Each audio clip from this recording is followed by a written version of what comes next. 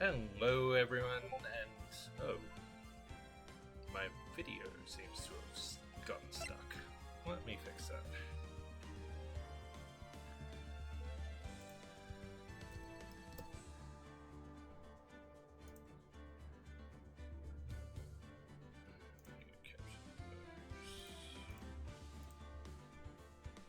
Too big. Oh, and that one's stuck as well. Well, that's not terribly helpful.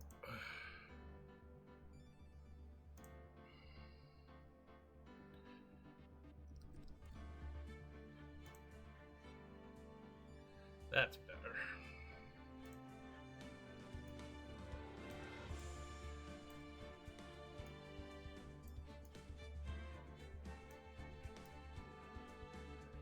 Alright, I think that should just about fix everything.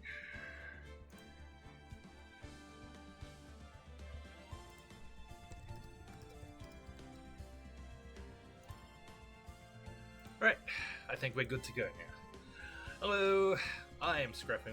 This is Scruffy's Retro Corner, once again continuing the Ace Attorney trilogy, with the third game in the series, Trials and Tribulations. Hello, Chet the Bringer of Death. Hello, Don McLean. Good to see you both in the chat. Thank you for your patience. I'm starting a bit later than usual this week, and I will be as well next week. For those of you who didn't see it on my social media channels,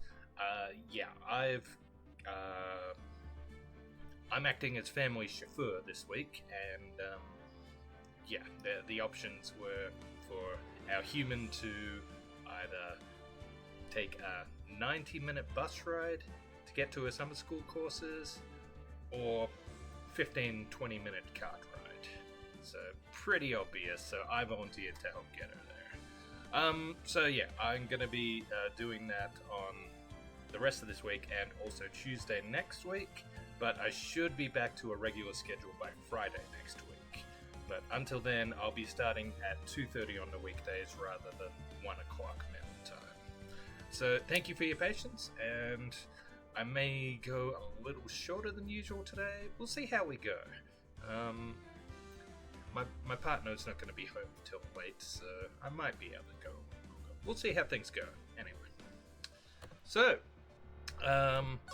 last week we successfully proved that Ron Delight couldn't have been the thief who stole the sacred urn from the department store by proving he was present at a murder, which he has now been accused of doing. So, yeah, I mean, that could have gone better, couldn't it? Anyway, let's see if we can get another not guilty verdict for him. I'm interested to see how the judge reacts to this. What are you doing back here?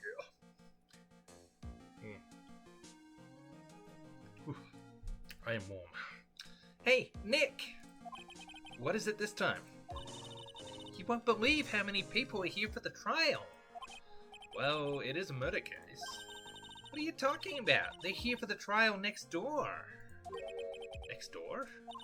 Why don't you know this, Nick? They're having Detective Atmay's trial today. Detective Atmay? They say they're going to try him as mask to mask. Already? That was fast. Boy, I'd love to see mask to mask trial. I mean, that's pretty standard for these Ace Attorney games. They bring in a suspect and the trial usually starts the day after, doesn't it? I know. By the way, where's Pearls? Oh, she went back home. She said she can't neglect her training anymore. I know you don't like me. Who's that? Is that Miles? Pearls has really gotten into her training lately, huh? Yeah, ever since that incident last year. Please, don't ignore me! I'm gonna be glad to get rid of this guy. He's so whiny. Oh, Mr. Delight. Good morning. Nick, remember how fast Maya was tried when you first met? Yeah, exactly. No one likes me. No one would notice me even if I killed someone. Yeah, I'm only just noticing now that he has a Princess Leia bun in his hair. Interesting. And probably delicious. Come on, don't be silly. Wait a sec. You don't mean you're the murderer? No, I'm just a poor thief. No, wait, that's not right. A thief can't really be called. Well, it depends on what they steal. Now let's see. According to Mr. Delight, from his second crime on, he was following a bunch of set plans. Plans that someone had been sending him to help him commit the heists. Do you really think there's a connection between the thief and the murder, Nick? It's possible. But today's trial is a race against the clock. I would say it's almost certainly a connection. It's too big a coincidence if it's not. Huh? How come? Let's just take our time like always. I'm afraid that's not an option. Huh? Well, that's ominous. October 14th, 10 a.m., District Court, courtroom number 6.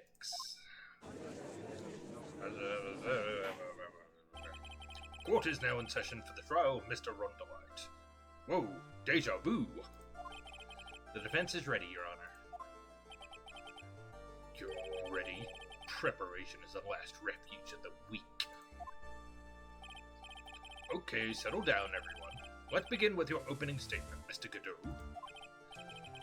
He's got the judge in the palm of his hand yet again. Rondelite is simply too young to be sent to war. That's all.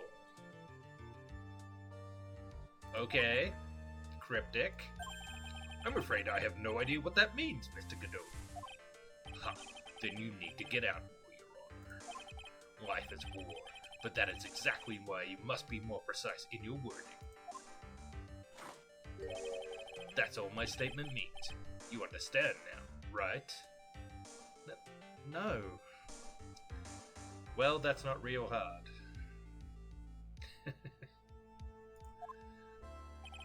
Yes. Well then, let me briefly summarize the details of this case. Wow, the judge is taking charge here like he knows what's going on for a change. The victim is Kane Bullard, CEO of KB Security. His body was found in a safe at approximately 9 a.m. on the morning of the 13th. However, the time of death was estimated as 1 a.m. of the previous day. And that's when our little lost kitten dropped the ball. Previously on Ace Attorney. That little lost kitten is, of course, the defendant. Very well then, Mr. Godot, please call your first witness. No?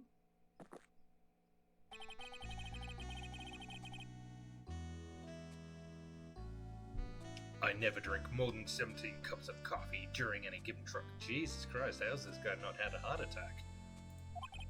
But the first one is always the best. Mr. Godot, your witness?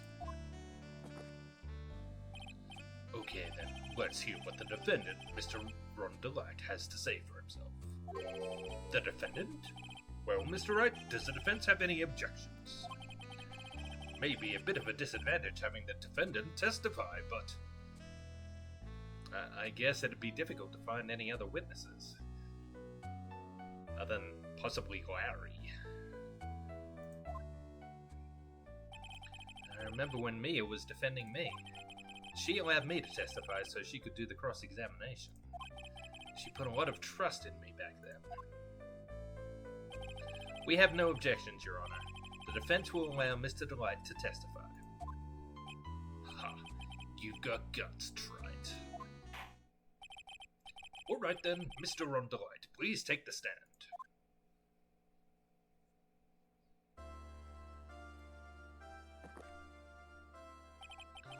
You did it, didn't you? Yes. What? No. That's not true. For a moment there, I thought we'd set the record for the shortest trial ever. We nearly did. God. Well, Mr. Delight already looks plenty guilty with that face he's making. And once he opens his big mouth, he'll probably put the last nail in his own coffin. Very well. Now then, can you tell me something? If you didn't kill Bullard, why did you go to KB Security? Well, that's kind of hard to say. Boy, I wish I could remember. Now then, let's hear some testimony about what happened.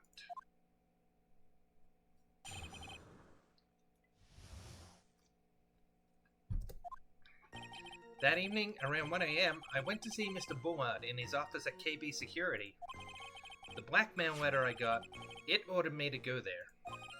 I'd been working for KB Security until a year ago, so I knew where his office was. 1 a.m., the exact time the murder took place. The weak get washed away by the tides of fate. The strong drink it up. Ha! It's bitter today, too.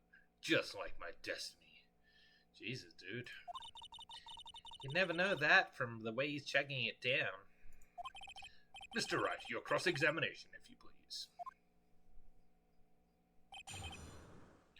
My visit to KB Security. That evening around 1 a.m., I went to see Mr. Bullard in his office at KB Security. 1 a.m., huh? You're absolutely sure about that? Yes, that's what my watch said when I was entering the CEO's office. No. Actually, I'm not really sure. My watch was slow and my internal clock was so good. 1 a.m., that's the exact time the victim, Mr. Bullard, was murdered, correct? It's too late for a coffee date, that's for sure. Blackmail letter I got, it ordered me to go there. It ordered you there. It was the first time I'd gotten a blackmail letter that ordered me to go somewhere. Does that mean you've gotten other blackmail letters in? Oh, of course. They say things like, steal this, or take that. Why don't you save those for later, Mr. Delight? Please don't say any more. Now, what should I do? So, what did the blackmail letter in question say? It said to bring $50,000. Money, a perfect motive for committing murder. Oh, but wait! I never intended to pay that money anyway. Oh, is that right? After all, he had nothing to hold over my head. I had nothing to be afraid of. An important point indeed. How does he know that? Witness, let's have that added to your testimony. Yes, sir. Ha. A muddy mudskipper in outer space has a better chance of surviving than I do. The blackmail threat didn't scare me. It wasn't going to cause me trouble or anything. Just what were you being blackmailed about anyway? The blackmail letter said, if you don't want your identity revealed, correct? I'm sure it was referring to the whole mask-to-mask thing. But I wasn't worried. Mr. Bullard didn't have anything on me. He didn't? Anyway, I don't care what anyone says about me. Just as long as Desi believes in me. So that's why Ms. Delight didn't believe he was mask-to-mask. That's why I knew they were just hollow threats. I suppose it'd be difficult for Bullard to blackmail Ron here without implicating himself. I'd been working for KB Security until a year ago, so I knew where his office was. You used to be a security chief for KB Security, right? Yes, that's right. A security chief? You? And yet, a year ago you were fired without notice. Revenge for an old grudge? A perfect motive for murder, would you say? This isn't good. Maybe I should change the subject? Mr. Delight, please tell us why you were fired from your job. Well... The world is filled with those who have said, I wish I had never asked that. Okay, then I take it back. Defendant, please answer the question. I needed money. You needed money? Well, you see, Desi loves to spend it. It's kind of her hobby. Not exactly the best hobby in the world, huh, Nick? My salary wasn't nearly enough. So, I stole data from the company. Well, that's new. I thought that he got fired for stealing the gem. Come again? KB Security has a lot of security info on all sorts of companies. And since I was a security team chief, stole some data and sold it. Mr. Bullard found out and I was fired immediately. What? I wish I had never asked that. Just as Godot predicted. I was somehow able to keep it secret and made it seem like I had quit on my own. What is it, Nick? You don't look so good. Someone who brings harm to their company is fired as punishment. You do well to remember that. He sure told you. So you admit that you stole data from your company, is that correct? Yes, I'm sorry. This is a very important fact. Please add it to your testimony. Oh man, this whole thing just took a big turn for the worse. Crashed and blew up. Honestly, I think it was already pretty bad as it is. It's gonna take the jaws of life to rip this case from the clutches of disaster. He fired me for selling company secrets, but Desi doesn't know about that. Well, I assume she does now. She would be in the in the audience, right? Why would you do something like that? Well, for Desi's hobby. What else? Wasting money, huh? It's not a waste! So, Miss Delight... Why is everyone calling her Ms. Delight? She's married. Shouldn't it be Mrs. Delight? Miss Delight doesn't know that her husband was fired, does she? So it would seem. I'm not sure what to...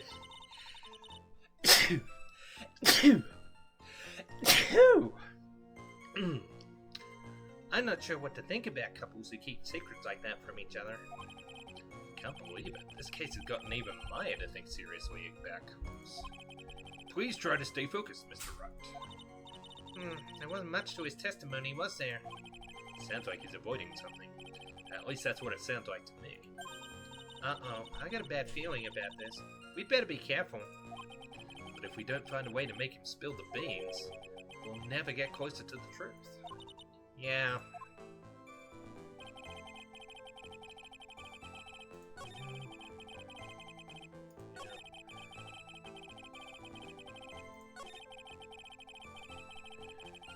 Alright. Wanna ask another question here.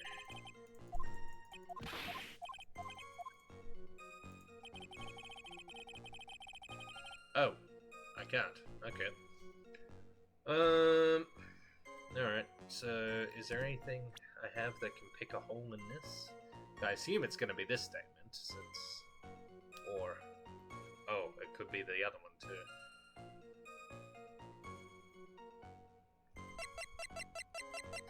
Let's see what the blackmail letter says again. Blackmail letter. If you don't want your true identity revealed to the world, come to KB Security at 1 AM on October 12th and bring $50,000. If you don't, I'll take that red diamond you received the other day instead. Now, what is this red diamond anyway? Because he'd done 4 heists, and as I recall, only the first one was a diamond, and that one was blue. Now, the only thing I can think of is maybe it's his wife, because she dresses in red?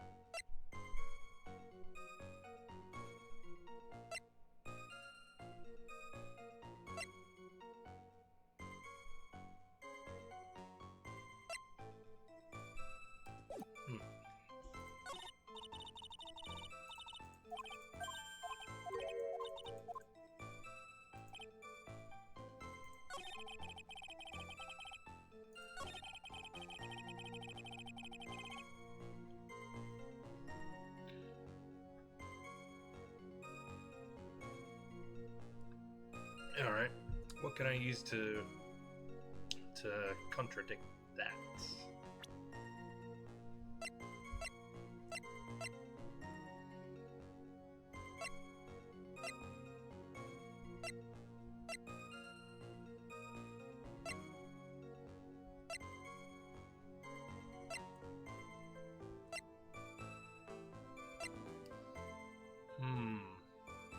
You guys have any idea what I should use here? I'm not entirely sure. Yeah, here's the list of the thefts.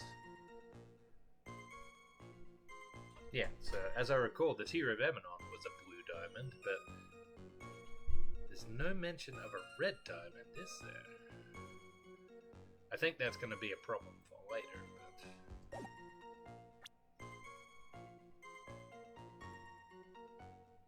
I wonder if I can use that.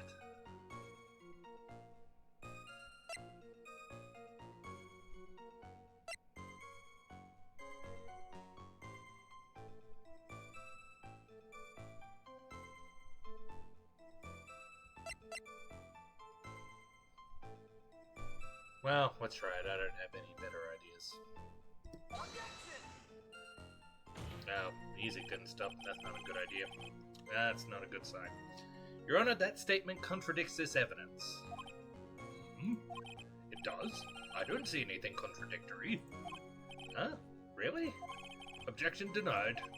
Try to think before you make accusations, Mr. Wright. Whoops, that didn't go so well.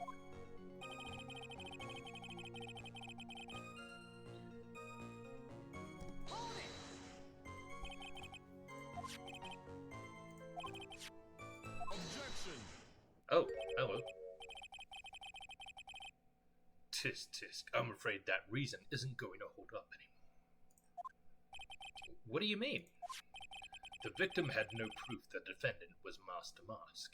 Okay, that I should be able to prove. But you were the one who stole company secrets only 1 year earlier.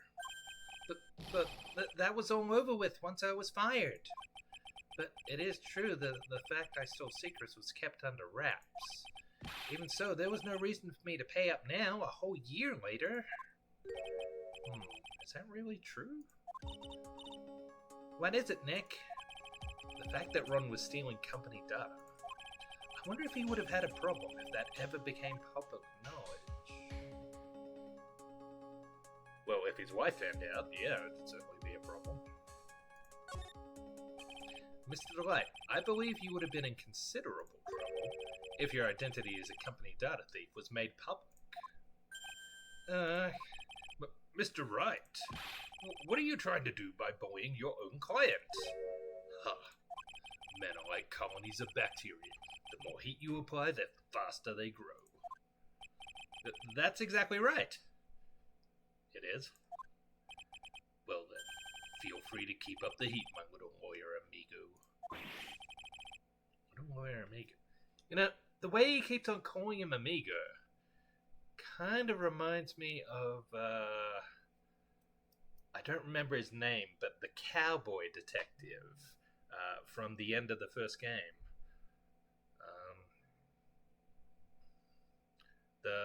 The one who was the brother of one of the murder victims.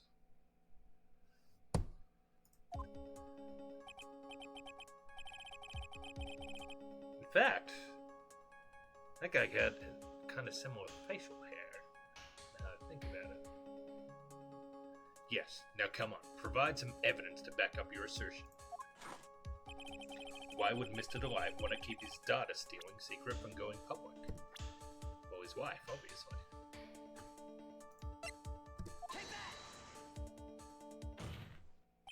Mr. Delight, what you said just now doesn't match with what you told me yesterday. Huh? What doesn't?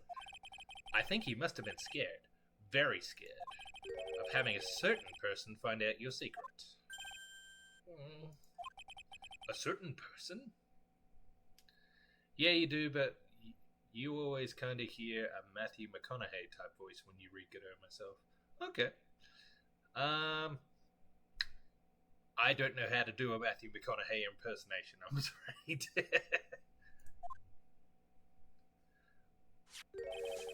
Ms. Desiree Delight, the defendant's wife. Wah! But listen to me. My Desi, she's... Looks like if I just sit back and relax, the fun will end before it truly begins. Ghetto. Yes, we know. It was all your wife's fault. What do you mean? Mr. Delight stole company data to pay for his wife's spending habit, for which he was fired. Unable to face his own wife, someone used his dirty little secret to blackmail. And that is how this murder came about. Oh, No, everything's falling neatly into place for him. Don't talk about my Desi like that, or you'll be sorry!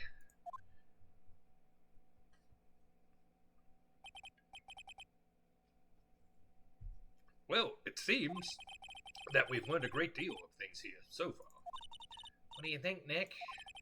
I didn't think it was possible to get so thoroughly whipped in just 20 minutes. Clearly, there was sufficient motive for murder. He stole data for his wife, and he killed to protect his secret. A family man who cared just a little too much. The motive is clear. Let's move on. What happened at the crime scene at 1 in the morning, Mr. Delight? Come now, tell us. We're all ears. At the CEO's office. Kinda get why he says that, but to explain would require spoilers. Okay. I will not press for any further questions then. When I entered the office, there was a suspicious shadow there. It really does look like Atmay's silhouette, doesn't it? But he was supposedly the one stealing the urn at the time. What is going on here? Suddenly, I was hit on the forehead. After that, I remember being a bit dazed. Interesting. Atmay said he was also hit in the forehead.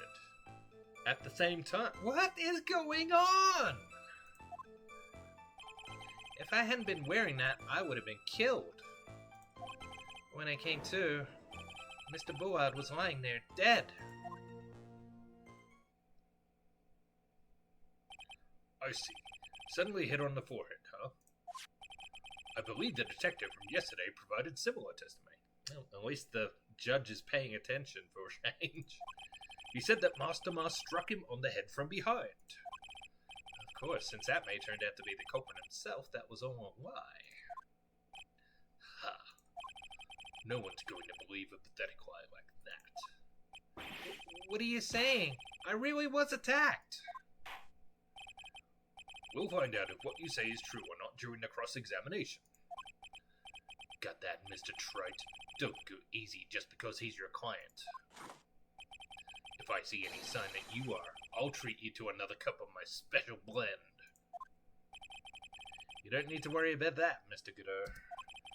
I have faith in Ron. I know he didn't do it. Sure, but you had faith in your previous client, too. The one who did turn out to be hiring contract killers. Okay, at the CEO's office. When I entered the office, there was a suspicious shadow there. Who was this suspicious shadow? He said it's a shadow. He doesn't know who it was, you silly little man. If there were 1,000 of me, and even one you, I'd tell you. Trust me. Dodging all of our questions is not helping us win his case. Okay then, how was the victim, Mr. Bullard, at that time? What do you mean by how was he? Was he already dead? Was he still alive? Maybe he was the one who hit you in the first place. Oh, that's a good question. What do you think, Mr. Wright? Forget it. Suddenly, I was hit on the forehead. After that, I remember being a bit dazed.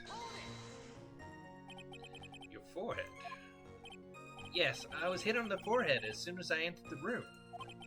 It was an amazingly fast and powerful attack. Do you remember anything about who hit you? Well, like I said, it was a fast and powerful hit. So I think I was a little dazed for a while. I don't think Mr. Dwight even grasped what you were asking. Yeah, I'd like to show him a fast and powerful attack myself. Dude! Maybe that would knock some sense back into him. If I hadn't been wearing that, I would have been killed. Okay, what is that? Stop playing the pronoun game. That, could you please clarify what you are referring to? Oh, why, my Master Mask costume, of course. Wait just a moment. Mask to Mask? Huh? Oh, did I forget to mention it before? Just to be on the safe side, I dressed as Mask to Mask. And then I descended upon the office of the CEO of KB Security. What? Nick, did you know about this? He never told me this. I don't recall him ever mentioning it to me either. Even I didn't know that. It seems our little friend really loves to keep his secrets. I like that his mask is flickering. That's a neat effect. I'm sorry, I just never had a chance to mention it up until now. Wait, that's not right. You know how sometimes things just slip your mind? My 6th cup of coffee is staring up at me coldly. Is he only up to 6? Feels like it's been more than that. At any rate, we can't ignore this new piece of information. Witness, please correct your testimony. I'd have been killed if I hadn't been wearing my Mask to Mask costume. Why were you dressed up as Mask to Mask? Why, because I am Mask to Mask, of course. What are you talking about? Mask to Mask trial is being held next door. Yes, I guess so. Anyway, at that time, I thought I was being blackmailed over the Mask to Mask issue. So I thought I should go as him, just to be safe. Oh boy. Let me tell you, it's a real pain to move around with that cape. That's why it took a lot longer than I'd expected. Took a lot longer? What's he talking about? Again, with the pronoun game. Cinema Sins would be all over this guy. What do you mean by took a lot longer? Oh, opening the safe, of course. You are not helping yourself at all, Ron. My cape got caught on the safe door, you see. This all happened when I was hiding Mr. Bullard's body. What was that? Back up a second. Yes? You were the one that hid the body in the safe? Well, yeah. Inconceivable! Why? Just why? What reason could you have? What were you thinking? Question. When does someone toss their dirty shorts in the washing machine? What? The answer is simple. When they take them off. As usual, I have no idea what you're saying. Do you mean that Mr. Dwight hid the body because he's the murderer? Ha! So you're not as stupid as you look. His metaphor this time was really obscure. Mr. Wright, you don't mean that you knew about this whole safe business, do you? Well, yes. Why am I the only one not in the loop here? Witness, make sure you add this to your testimony. Yes, sir. Uh-oh, looks like his stormfront is moving in over the fair weather judge. Yeah, that really pissed him off. I panicked and hid the body in the safe. Took about 10 minutes. Why did you hide the body in the safe anyway? Well, because it wouldn't fit in a drawer.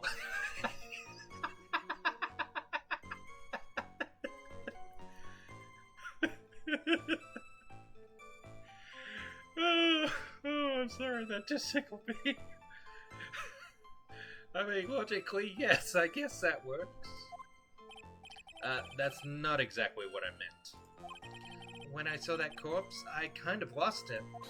I thought, if they find his corpse, they'll think I did it.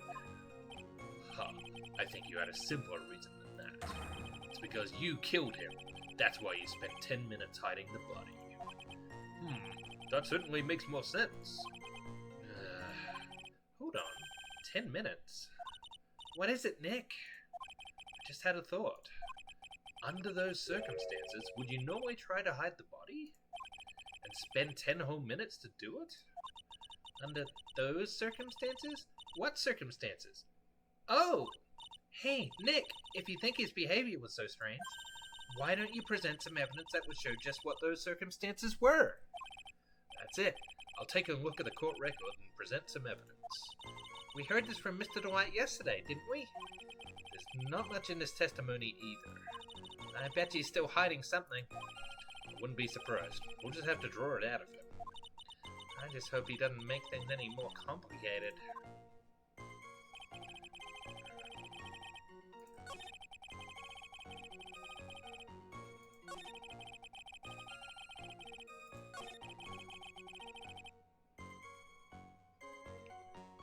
Did I press him on this? When you came to? Yes, I was passed out in the corner of the room. Do you know when your assailant made their escape, and to where? I'm afraid I don't really remember. Huh? Well, once they hit me, I lost all track of what was going on. I think that's when they made their escape. Ha! That's certainly a convenient story for you, isn't it? It certainly is, isn't it, Mr. Wright? It almost sounds practiced. I don't know why you're telling me. Okay, hit the body and save. Took about 10 minutes. Alright, what do we got? No, that's not help. No.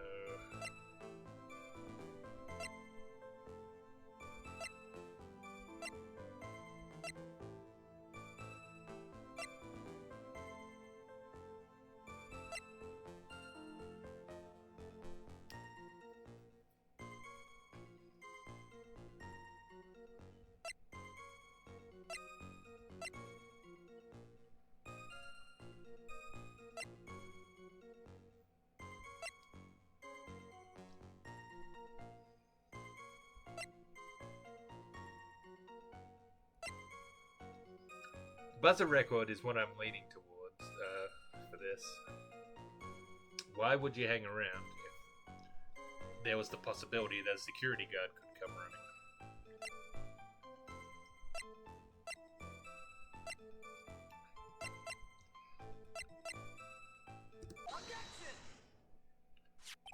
Your Honor, could you please take a look at this record? And what might this be? The record for the emergency buzzer that connects the CEO's office to security. If the button in the office is pressed, a security team is supposed to come running. And, according to this record, the buzzer was pushed once at 1:02 a.m. What? If Mr. Rondelite truly was the murderer, he would have ran as soon as that buzzer sounded. After all, a security guard would have been heading his way. What if it was a silent alarm, though? What if he didn't know it had gone off? Objection! Ha! Let's remember who we're dealing with here. Ah, for Christ's sakes, we got Spambot in the chat already. They don't waste any time.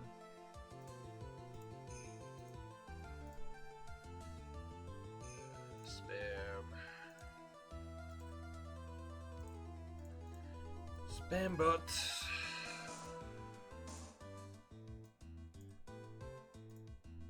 And banned. Honestly. These guys really need to find a better way to get their kicks. Ha! Let's remember who we're dealing with here.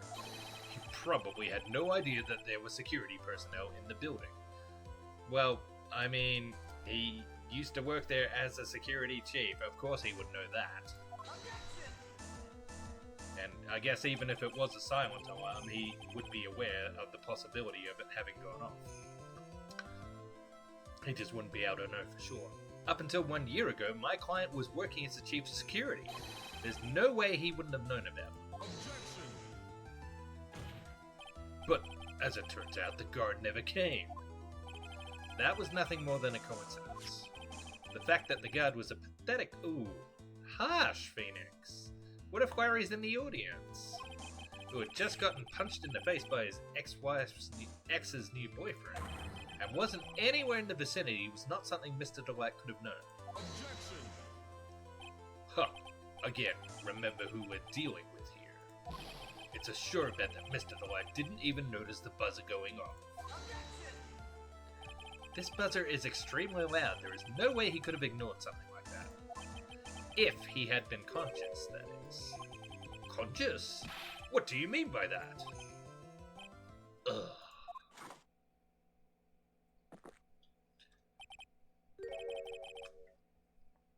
Fine, let's hear your theory. Recall the defendant's testimony. The moment he entered the victim's office, someone attacked him. Mr. Delight said he felt dazed. I'm willing to wager that he was knocked unconscious for at least a few minutes. Unconscious? So he fainted? That's why Mr. Delight didn't know that the buzzer had sounded. And that's why he thought he had time to hide the body. So what are you trying to say? Mr. Delight was knocked out, and the buzzer went off soon afterwards. Now, unless my client was able to hit the buzzer while he was unconscious, it can only mean that there was another person in that room.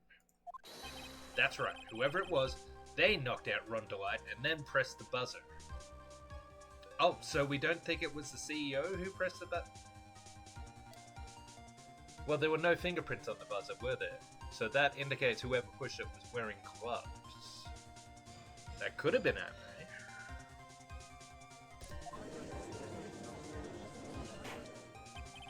Order in the court. Mr. Wright, this is...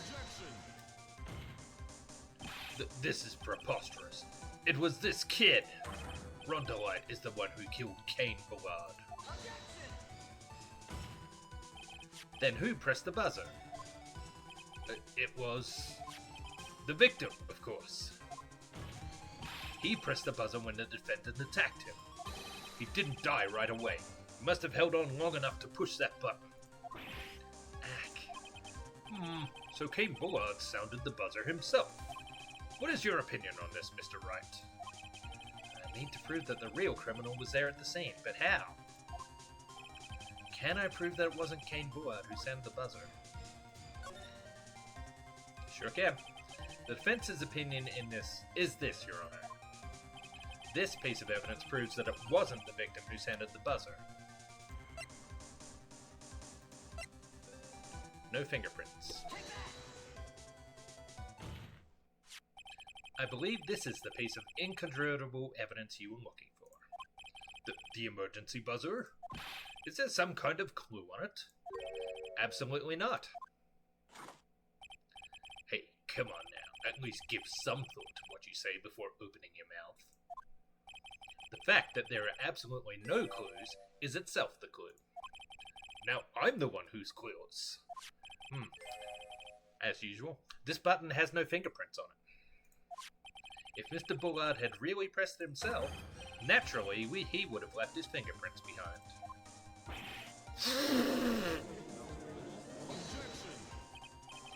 Ron Delight obviously wiped them off. Why would he? A guard could have come in at any moment. He touched that button. I know he did. The defendant, Mr. Delight, was dressed as Mask to Mask. And Mask to Mask always wears gloves.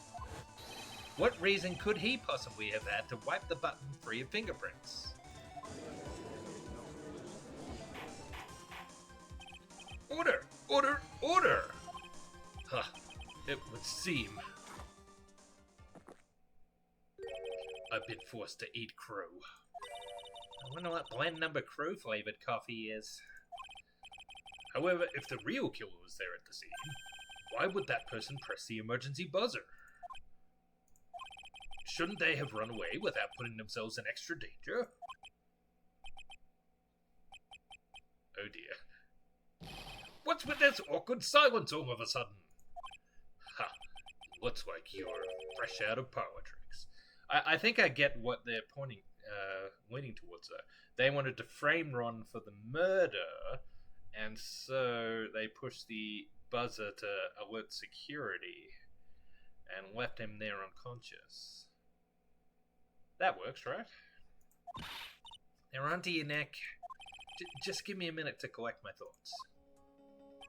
The real culprit killed Mr. Bullard at around 1 a.m. And Mr. Delight just happened to waltz in when the murder was taking place, right? Oh, that was Maya's voice, sorry. The killer clobbered Mr. Delight and then sounded the buzzer. Even though security was supposed to respond right away if the buzzer was pressed. Security was supposed to respond. Time's up, Mr. Wright. Let's hear what you have to say. Very well then.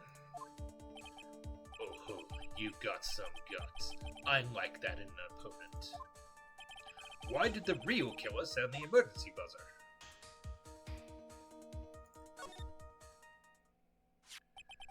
The killer knew that if they pressed that button, a guard would come running. And that was exactly what they wanted. Do you mean to say the killer called the guard on purpose? Yes. Although, as it turned out, he never showed up. Because he was getting his clock cleaned at the time. What a touching story. You're saying the killer had a change of heart and called the guard to turn himself in? No, I'm not. When that buzzer sounded, there were 3 people in that office. The victim, Kane Bullard, who was already dead. The defendant, Ron Delight, who was out cold. And the third person, the real killer. Hypothetically, yes. Now then, in this situation, if the real killer made a mistake, what would happen? The only ones left in the room would be the victim and Ron Delight. And if any security guards came running in at that time, they would think that I was the murderer. Yes, that was precisely the real killer's objective. To frame Ron Delight for the murder.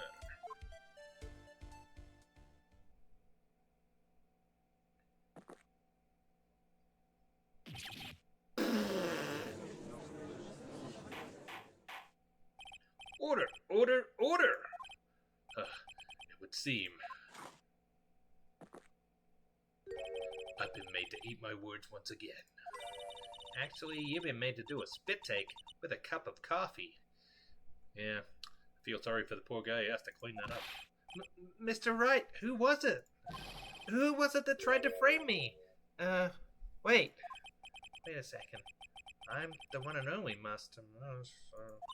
Nick, you mean the real killer is? We're going to drag that person in here right now. But who is it? I don't have any solid proof yet, but think about it. The killer knew Mr. Delight's identity, and they also knew that he had been called to KB security that night. So the killer used him to execute a well-crafted plan to murder Kane Bullard. I think I see where this is going.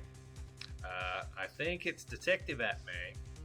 He decided he wanted to be Mask to Mask, and so he tried to frame Ron for murder so that he could take his place. It doesn't explain what happened in the warehouse with the urn theft, though. But I'm sure we'll get to that. Now then, let's hear your accusation, Mr. Wright. Who was it that framed Mr. Ron Delight for the murder of Kane Bullard? I mean, it's pretty telling that Atmay knew about the blackmail letter. So, let's accuse him.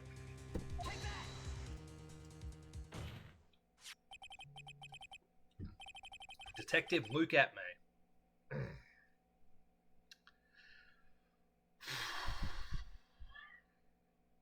Still hurts. Still hurts my soul, that name. Detective Luke Atmay. He's the only one who could have done it. Ace Detective. Luke Atmay? You mean Mask to Mask did it? Your Honor, the person being tried in the court next to us is not Mask to Mask at all. He is, in actuality, the true murderer of Kane Bullard. Order! Order! Mr. Wright, explain yourself. Theft and murder. Which is the more serious crime? They're not even close. Murder is the more serious crime, of course. It's a capital crime subject to a capital punishment. Please remember the trial from yesterday, if you would. Ah, so his thinking is exactly the same as Ron's. If I get accused of being Mask to Mask, then they can't accuse me of being the murderer. When Luke Atmay confessed... Dom, can I get one of those facepalm emojis, please? Maybe a whole bunch of them. I feel like we're going to be hearing this name a lot today. When Luke Atmay confessed, there was a huge commotion in the courtroom. Of course, a famous detective was unmasked as, well, Mask to Mask. Instead of being convicted of murder, he was found guilty of grand larceny. That was his true objective all along. To be found... To be found guilty. Mask to Mask had the perfect alibi for when the murder took place. He was stealing the urn at Lord Taylor. In other words, being found guilty as Mask to Mask was Luke Atmay's airtight, watertight, and unassailable alibi. Well, yes, there's just one problem with that, Phoenix. He has an airtight, watertight, unassailable alibi. Yeah, so if he is the murderer, how in the hell did he steal that urn at exactly the same time? A guilty verdict? As an alibi?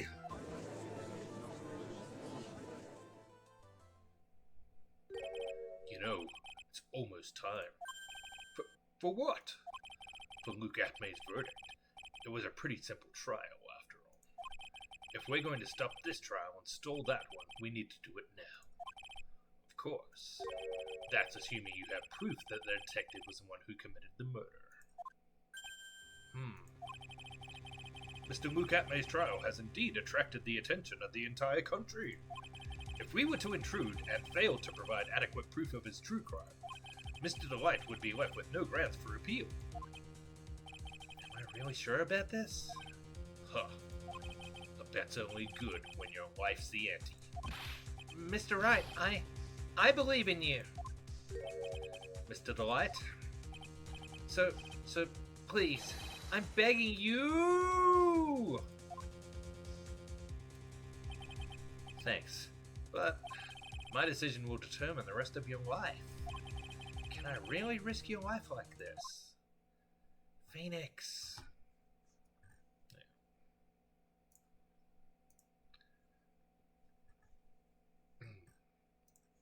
Hi, Mia. What was that? Don't stray, Phoenix. For your client, take the path of trust.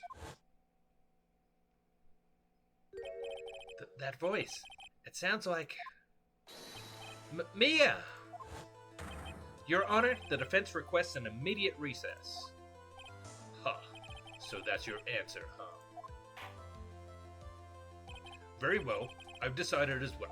This court will now take a 20-minute recess. Mr. Wright, when we return, please summon Mr. Luke Atmay to the stand. Yes, Your Honor.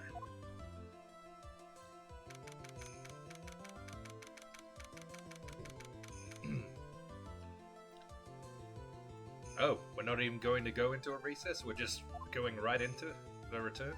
Oh, okay. Well, Sir Detective Atmay.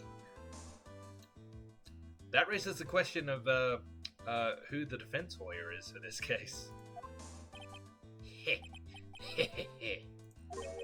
I have to say, Mr. Bain, you performed splendidly. Oh no, Sir Detective Atmay. You were the one who... Oh God! Does our judge have a brother?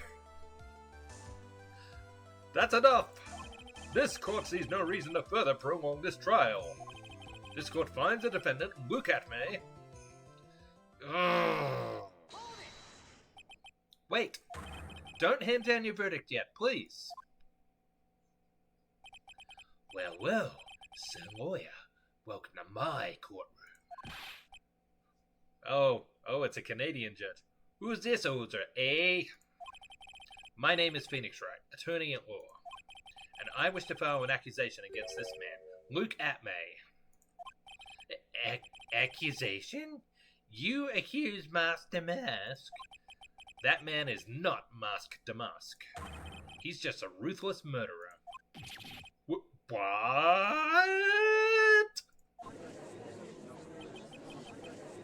Ooh, now we got him sweating. To be continued.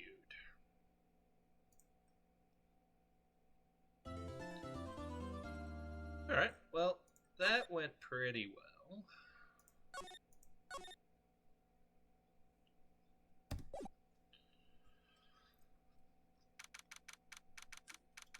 Alright, October 14th, 12:14 p.m., District Court, Defendant Lobby number 4. My sis? I could have sworn I heard Mia's voice. So then, she's still alive, inside your heart. Well, yeah, we've had this all happen a number of times before, haven't we? Nicky boy! Oh, Ms. Delight. Is it true the detective is the real killer? To be honest, we don't have any definite proof. But he's the only one who could have done it. But wasn't he at Waterloo Taylor that night? Not to mention, we don't exactly know his motive. I mean, why would Detective Atmay want to kill Kane Bullard? I feel like Atmay is probably involved in these heists as well. Like, he and Bullard, maybe they were partners. And, yeah. Maybe they were working together to pick the targets, and then sending Ron off to steal the items.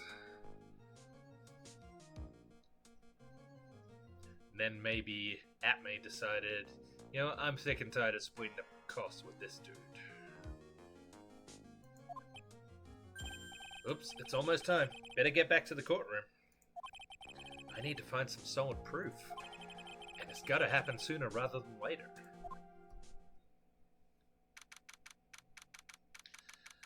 (12:21 p.m. District Court, courtroom number 6. Now then, this court is back in session. Mr. Luke Atmay, please take the stand. Well, well, how do you do, Sir Lawyer? I never would have thought to see you acting so recklessly. I couldn't let them hand down your verdict just yet. Not when it would have given you your perfect alibi. An alibi by the name of Mask Damask. I'm sorry. I'm afraid even the great Luke Atmay has no idea what you mean. Of course, I have been in the next courtroom ever since 10 o'clock this morning. I'm afraid there's no way I could know what's been going on in here. You've been in the defendant's seat all day long, correct? Being tried as Mask Damask. Indeed. Truly child's play to fool the ignorant masses. Not only did the poor fools ask me to protect their valuables, they even gave me a generous reward upon returning their own property to them. Take this red diamond ring that sparkles upon my divine finger, for example. Red diamond. Yeah. Bullard was trying to blackmail him.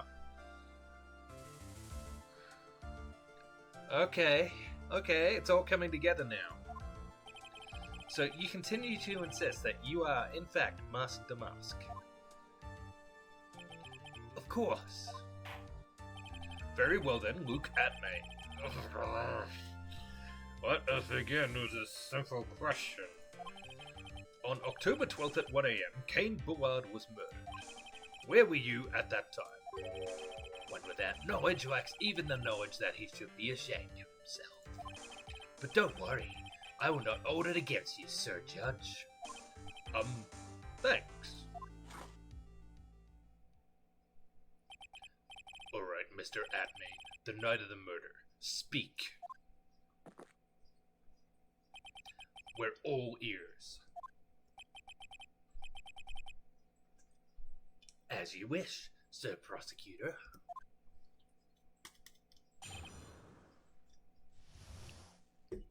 The alibi. I was stealing the urn as mask to mask, just as I announced I would. I had more than enough time to prepare. It was a pathetically easy job. A photograph contains no words, but in this case, one turned out to be my witness. The time at which the camera captured mask to mask was the same time as the murder. Is it possible he could have tampered with the computer, changed the time or something? It seems the main point of discussion will be this photo of the crime scene. Everything else up until now was all part of his plan. There has to be a secret to this picture as well. Even the great mask to mask cannot be in two places at once. Now then, if you'll excuse me, I have a verdict to receive. Unfortunately, Mr. Atme, we still have to do your cross-examination. A fool is too foolish to know that he is a... Whoa. Does this guy know Franziska von Karma? I think he's trying to say that you're full of it, Nick. The only thing that's full of it is his alibi.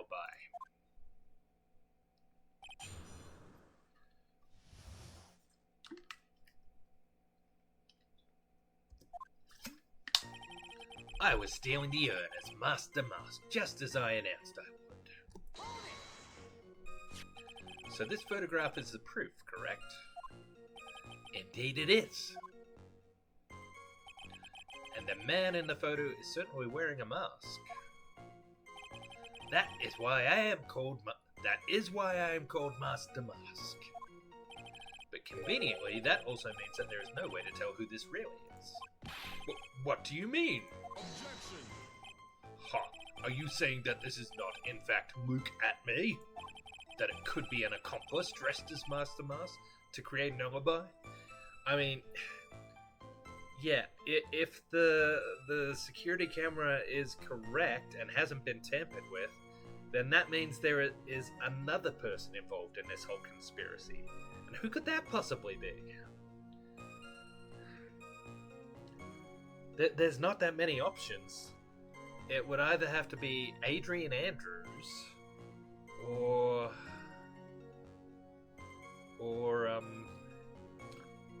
Ron's wife, Desi.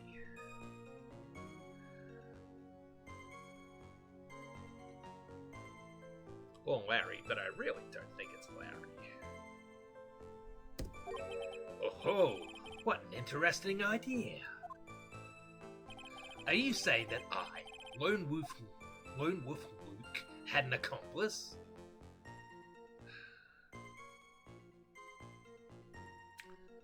Not yet. Maybe later. Luke Atme was at KB Security during the murder. Then the mask to mask in this picture has to be a fake. Is it a mannequin, maybe? Then there really was an accomplice. But right now I have no idea who it was. I don't have any idea right now either. Basically, its objections are just what that guy wants. There's got to be another way, and I'm going to find it. Yeah, I'll come back to that if I figure something out. I had more than enough time to prepare. It was a pathetically easy job. I believe Adrian Andrews hired you at one point. That's right. That was over 20 days ago, if I'm not mistaken.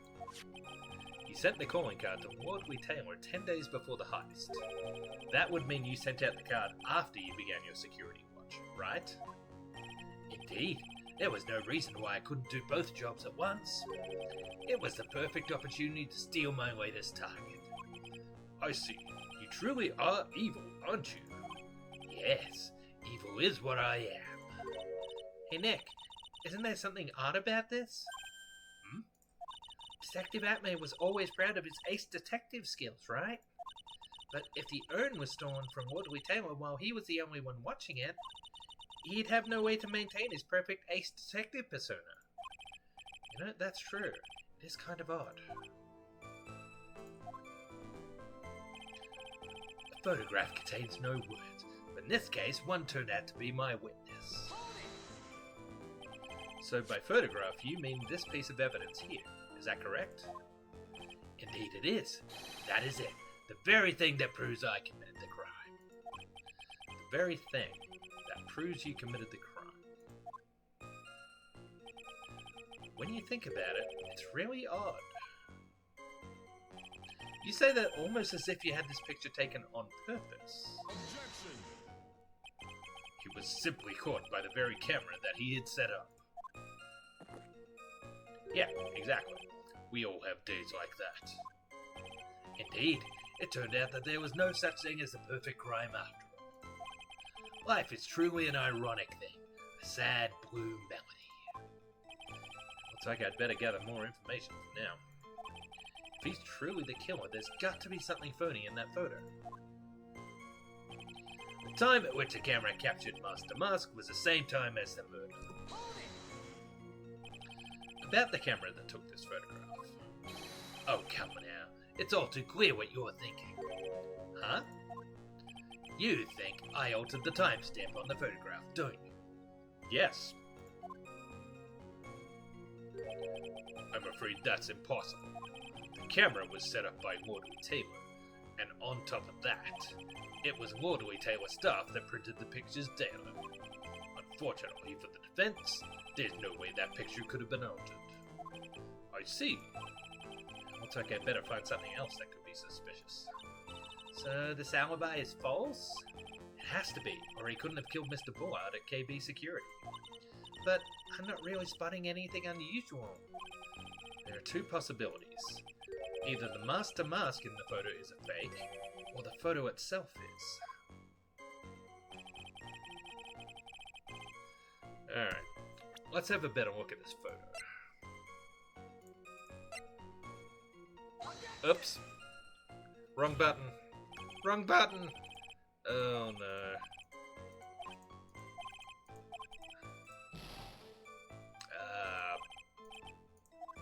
Well done.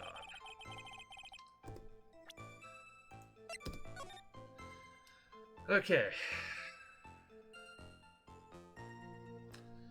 So, it's physically impossible to alter the timestamp.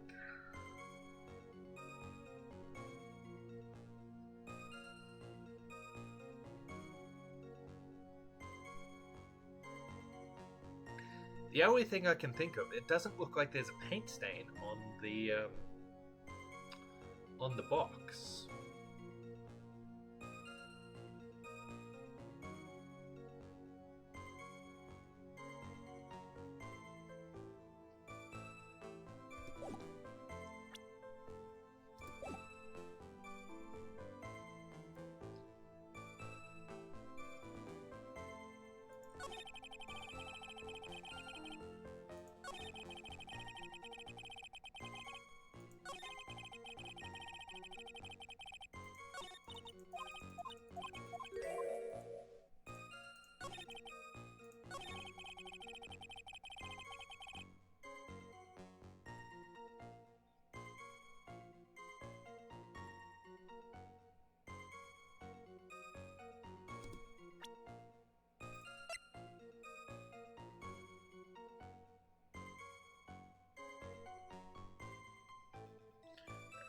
Yeah, I think I'm gonna go with the box.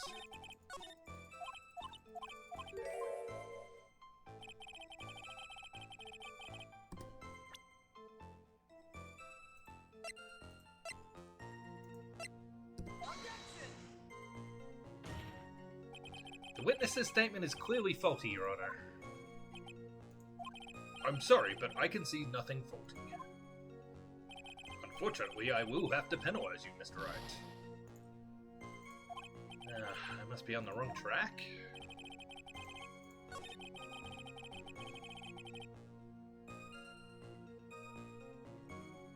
Did I press him on this? Oh yeah, I did.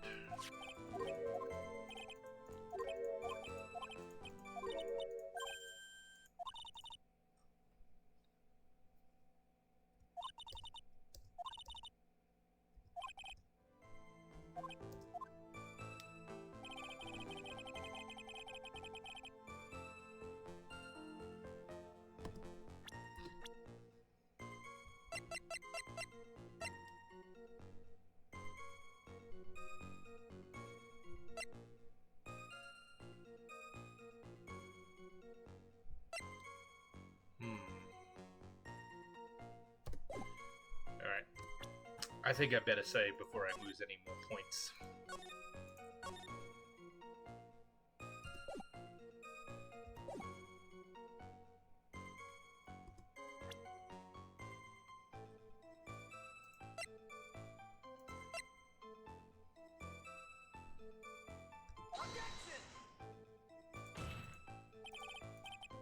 Nope.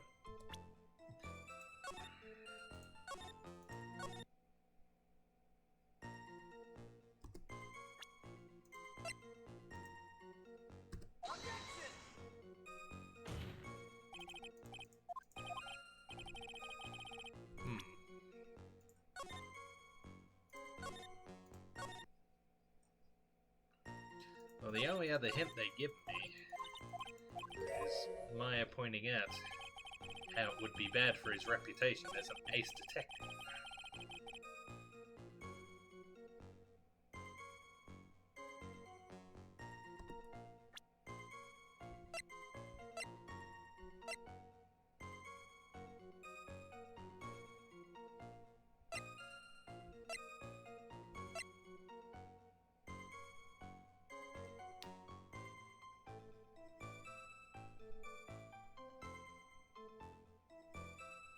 There's also the question here of what happened with this sword.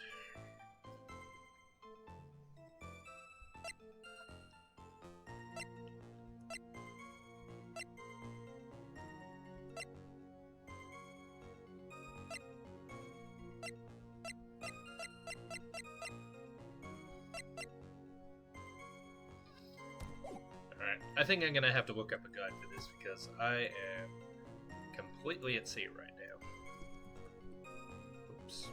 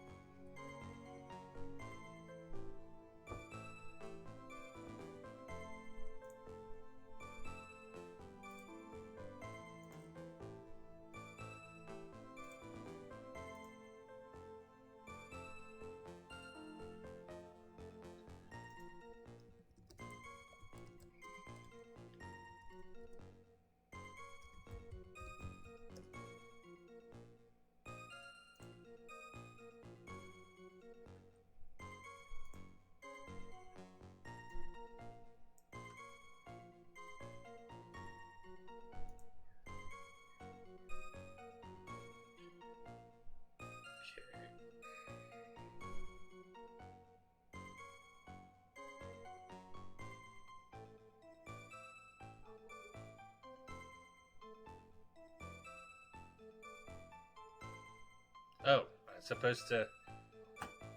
It wants me to press on the third statement again after I've been over the first two. Okay.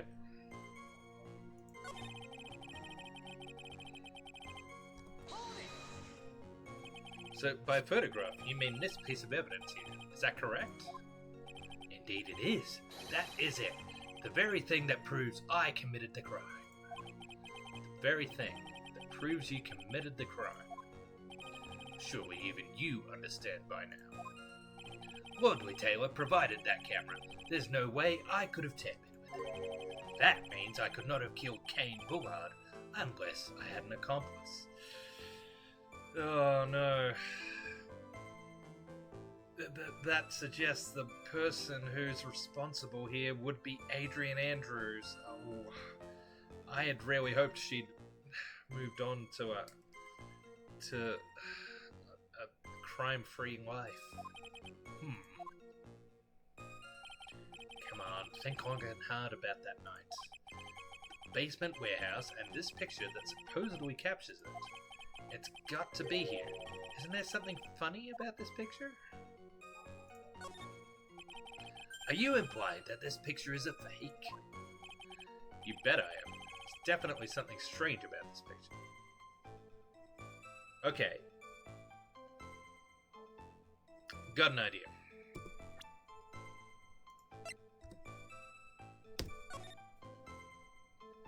Now the timestamp shows the time, and we know that has to be accurate, but it does not show the date. What if this photo had been taken the night before? Adrian Andrews did say... Oh, but no, we're going for an accomplice, aren't we?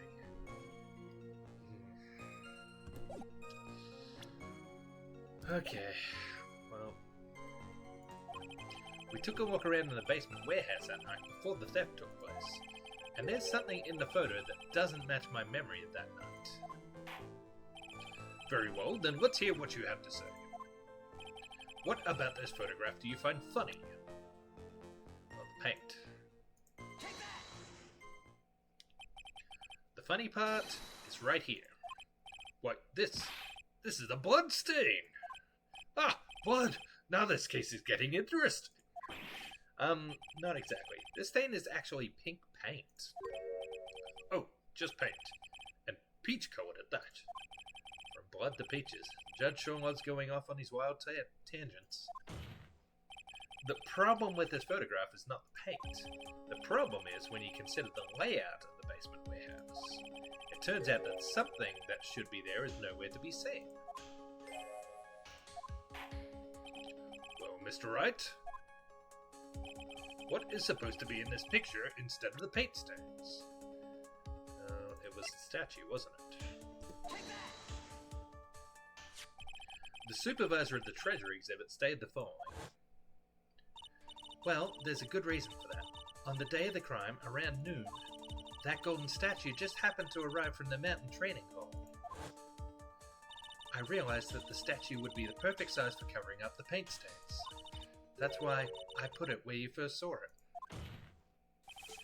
I myself was there the night the theft took place, and saw the statue in that spot. If this picture was truly taken on that night, then that statue should have been there. Objection! But when I went there the day after the theft, that statue with the old bag was sitting in the corner. Perhaps it was somehow pushed there accidentally. Your Honor, this statue is slightly larger than yourself and quite heavy. It would take more than an accidental push to move it that distance. Huh. In that case, can you prove it? Can you give us the rhyme and reason as to why that statue was moved that night? Can you do it, Nick? Never mind who moved it. The real question is, why did they move it? Well, Mr. Wright, I hope you are prepared with your answer. Me too.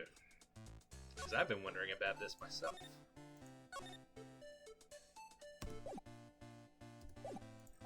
Now then, who was the one that moved the golden statue on the night of the crime? Well, it's got to be either Atme or Adrian Andrews. But if we're trying to pin Atme at being a KB security, it's gonna have to be Adrian Andrews, isn't it? What do you think, Mr. Godot? A man should be able to answer his own questions. That's what I think. Right now, I'm busy trying to come up with two answers on my own. Why is coffee black? And why is it bitter? Mr. Wright, to put it simply, you've messed up. What are you doing, Nick? You need to think about why that statue was moved. Good thing about when everyone chews me out is that it gives me time to think. Well, Mr. Wright, I hope you're prepared with your answer. Why was the statue moved,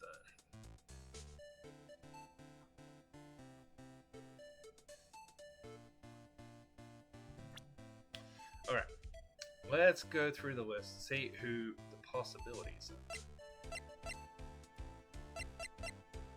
It's not Phoenix, obviously, or Maya, or Pearl. Gumshoe wasn't there yet. Ron never went there. Desi supposedly shouldn't go there. Larry had no reason to be there. Godot. I think Atme is the most likely person. Still not sure why, though. I guess the answer is either going to be Atme or Master Mask. But if we're trying to prove that Atme is not Master Mask, then I guess we're going with him. The one who moved the statue is none other than Luke Atmay. Oh, so cringe. Come now, Sir Lawyer. There you go again on one of your strange delusions. Mr. Wright, what basis do you have for your strange delusions? It's very simple. The witness was the only one in the basement warehouse that night. That is indeed very simple. However, why would I want to move a heavy golden statue? The reason for moving the gold statue, here's where our battle really begins. I don't know. I got no idea. Well, Mr. Wright, what reason did the witness have to move that statue? The reason can be found here in this photograph.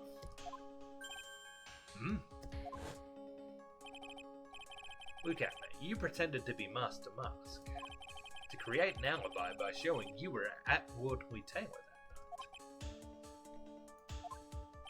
But this photograph contains a single fatal flaw. If the statue had been there, your lie would be exposed like cheap film at a drugstore.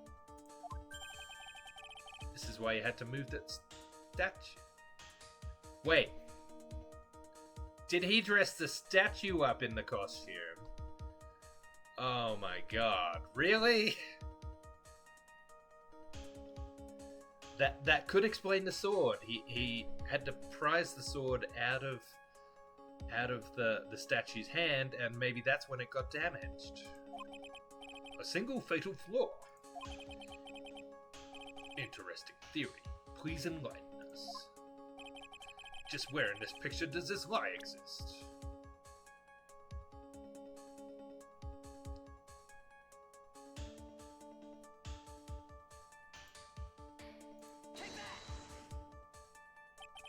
The lie is Master Mask. Are you saying that this Master Mask is a fake? Ha. You know, I really wish you would start acting more responsibly. Huh? The current question is, why was the golden statue moved? So what possible connection could there be with Master Mask's identity? Oh, buggers. Your face has "oh, buggers" written all over it. That's a penalty for you. Ah, jeez. I'll ask you again, Mr. Wright. Just where in this picture does this lie exist?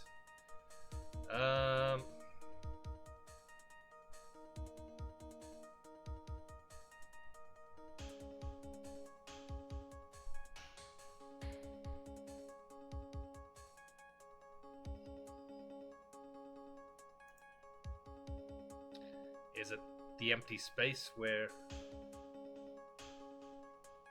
No, it can't be that. If anything, the empty space is revealing the crime. Because... Is it the box? Maybe the way he's holding it would be hiding the paint stains.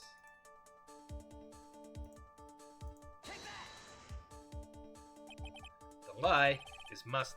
No...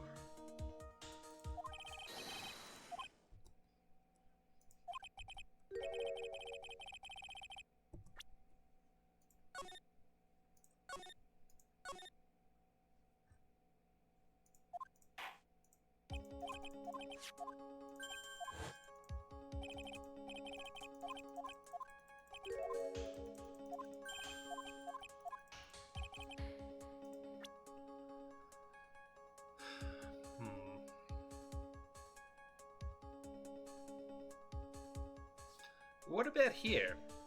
This section, it looks like it should be splattered with paint too, but it's not. The line in this photo is somewhere around here. Jumping to conclusions again, I think you need to take a gander in your local mirror. As the Yiddish proverb goes, a half-truth is a whole lie. Keep lying like this and you'll be the one on trial. Oh man, now they're calling me a liar?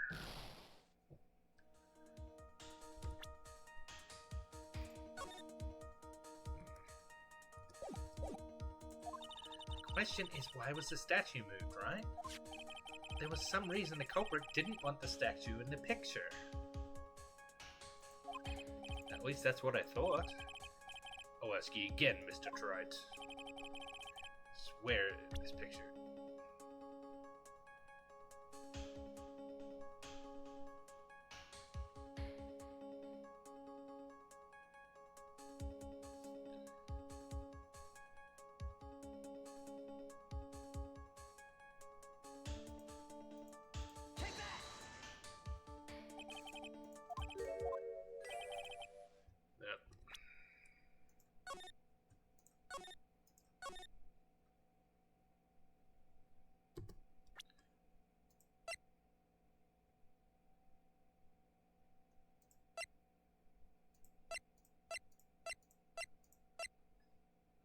I wish I could have a better look at this statue. Alright. What does the walkthrough say? I feel like I'm on the right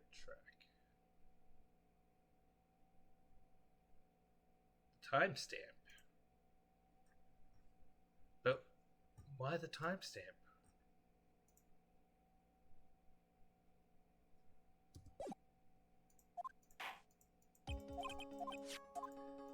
I mean, it's like 2 minutes before the murder.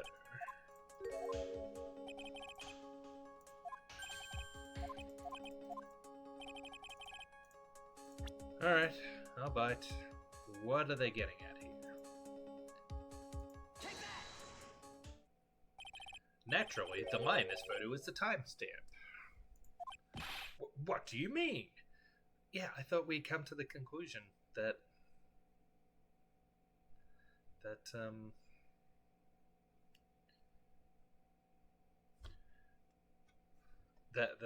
timestamp couldn't have been altered. And now that I think about it, this photo could only have been taken on that same night because the paint stain's already on the floor. If it had been the previous night, the paint stain wouldn't have been there. I'll tell you exactly what I mean.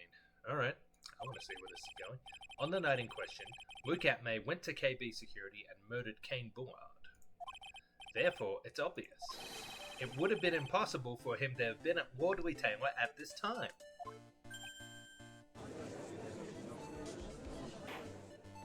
But what does that have to do with the statue being moved? Remember, if you will, Your Honor. When was this statue placed besides the warehouse door? Well, the statue was taken down to the warehouse on the day of the crime, and it was placed there in order to cover up the paint. Exactly. Luke Atmay had already decided on the time when he was going to kill the victim, and so in order to create an alibi for that time, he took this picture days before the murder took place. He couldn't because of the paint stain. What the...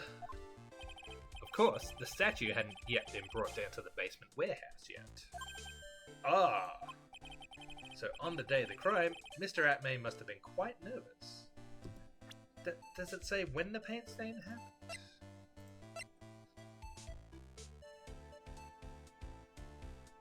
Oh, 2 weeks ago. Oh, okay. So I've been operating on the mistaken assumption that the paint spilling happened on the same day that the statue showed up. Alright. Okay, now it makes more sense. I was right then on my theory that the timestamp doesn't show the date. The photo was taken on a different day. As nervous as a long-tailed cat in a rocking chair factory, so to speak. Why? Because something that wasn't supposed to be there had been brought down and placed where it wasn't supposed to be. And that is why Luke Atmay had to move the statue on the night of the murder. He did it to make the room match with the way it had been in his photo. Wah! Hey, he's lost his monocle. Order! Order! Mr. Atmay, is this true? One moment, Your Honor. Have you forgotten this? What's that? The data for the basement warehouse computer. According to this, the camera did indeed go off on the night of the crime. It's true that the camera had been set up by the Wardley Taylor staff. However, the program used to manage that data was yours. That alone would have allowed you to tamper with the data. Ah! Order! Order! Mr. Godot, what is the meaning of this?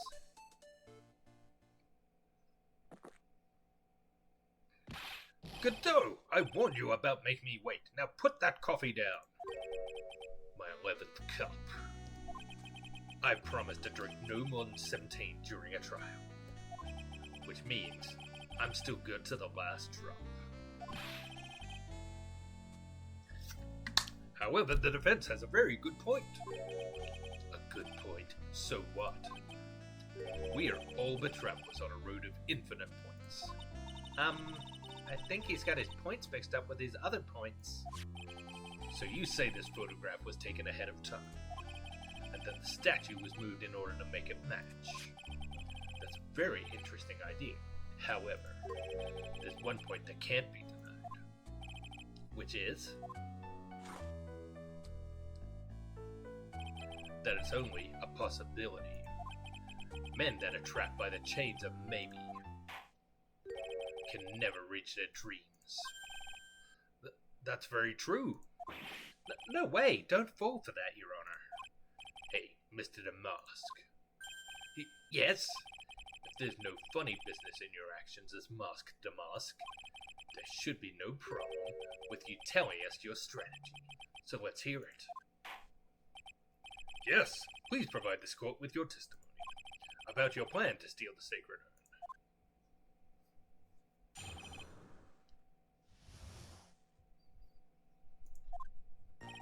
I first received a request from Lord Taylor about 20 days ago. The urn was placed in a box and Zavari. It was then sent to the warehouse. Hence, I was actually unable to see the urn for myself until the day of the crime. I knew it was an extremely valuable treasure, so I set my card 10 days beforehand. I then handled security by myself to ensure that my crime would go smoothly. At last, I held the urn in my hands for the first time at 1 a.m. on October 12th. That's pretty much all stuff we've heard before, isn't it? Yeah, but we will find the truth hidden in the nuggets of new information he gave. Witness, you're sure there are no mistakes this time? Zavari. Very well then, Mr. Wright, you may begin your cross-examination. Sacred Urn Heist. I first received a request from Lord Taylor about 20 days ago. You were asked to guard the urn by Ms. Adrian Andrews, is that right? Indeed. It seemed that they had heard of my Zavarkling's reputation.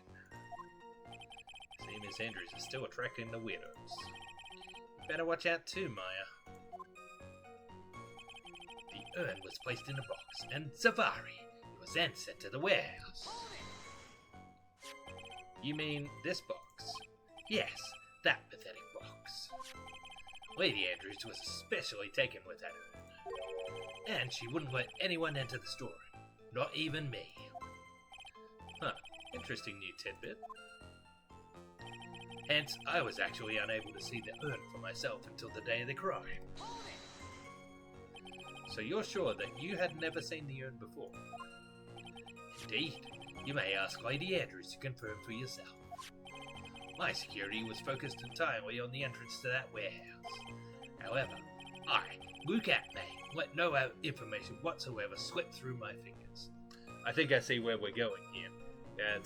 We're going to contradict him on the spelling on the urn, aren't we? Is it a me or I am? I knew it was an extremely valuable treasure, so I sent my card 10 days beforehand. You mean this calling card? That's right. That is without a doubt my calling card. I guess Mr. Delight didn't make this after all. Of course, because Mattman knew about the emblem. Making this card authentic would have been child's play for him. I then handled security by myself to ensure that my crime would go smoothly. Then no one entered the basement warehouse. Unfortunately, there were many different treasures being taken there.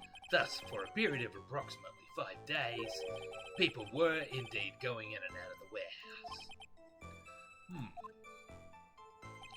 At last, I held the urn in my hands for the first time at 1 a.m. on October 12th. And this is the photo that proves it, huh? Indeed, to be honest, even if a photo was taken, I didn't think it would matter terribly much. Hey Nick, if this photo is a fake, Detective Atman might have stolen the urn whenever this was taken. That's true. You know, he's been saying that he never saw the urn until that night. If we can prove that he's lying there, we can wrap this up and put a bow on it. I need to take a good hard look at the court record. Not a lot to go on, is there? That detective's been covering his tracks.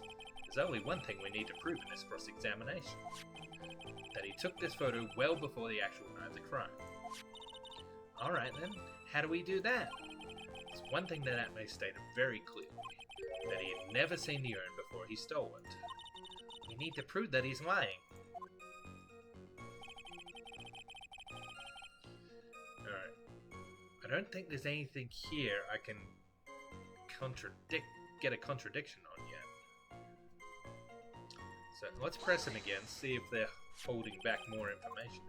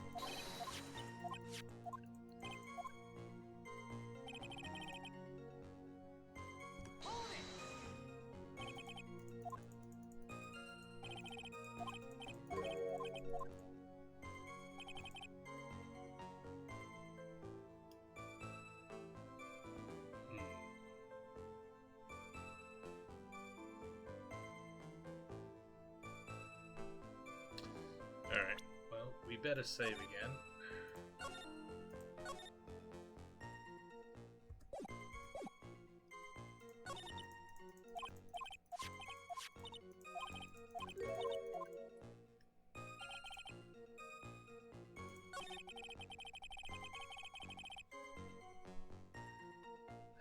Do I try to object to this part, or the part where he said he held the urn?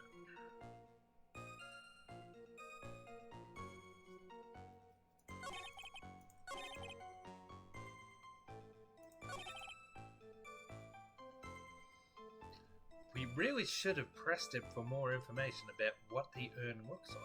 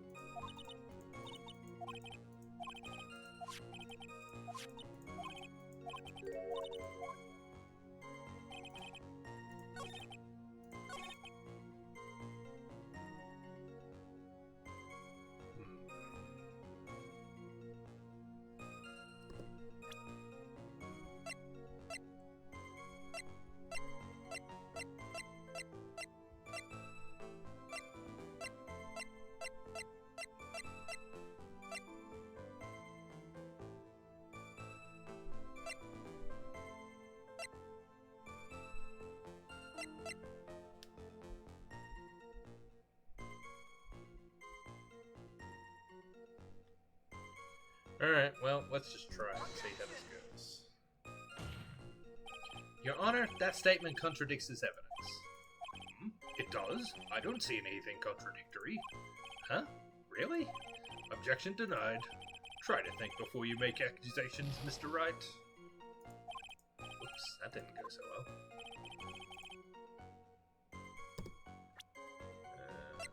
What if we try the box?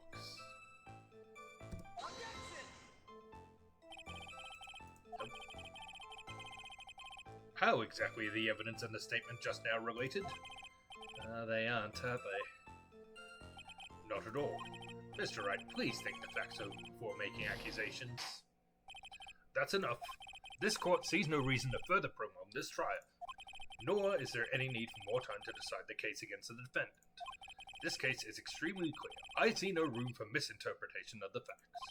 This court finds the defendant, Ron Delight, guilty. The accused will surrender to the court immediately, to be held pending trial at a higher court within a month from today's date. That is all. The court is adjourned.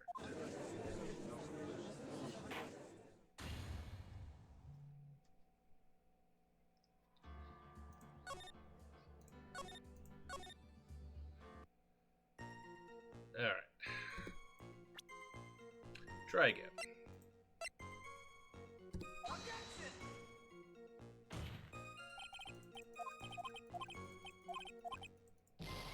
Yeah.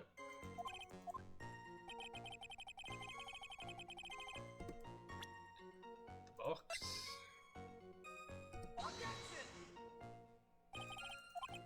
Nope. Alright.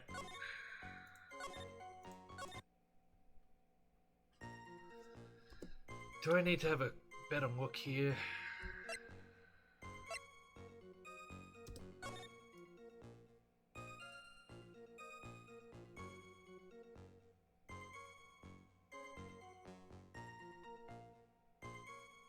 Could it be the poster?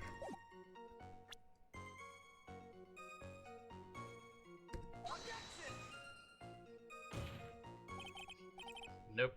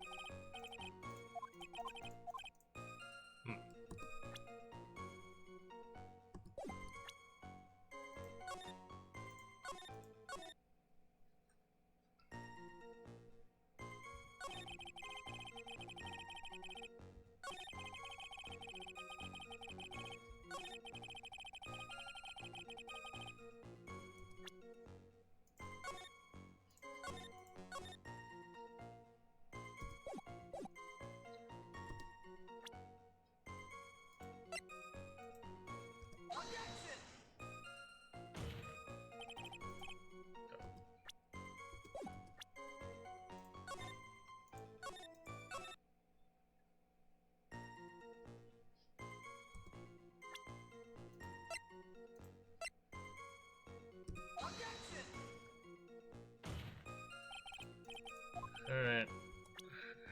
Oh, is that different? It does. I don't see anything contradictory.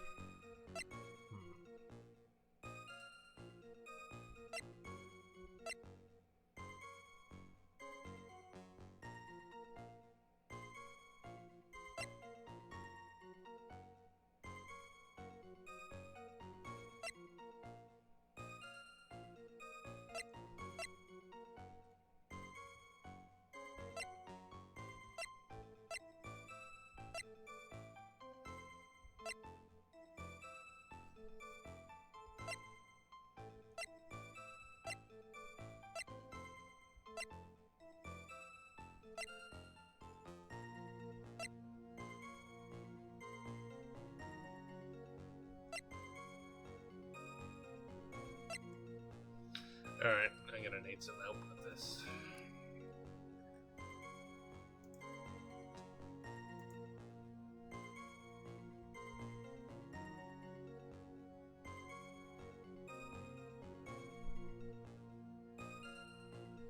The coin card.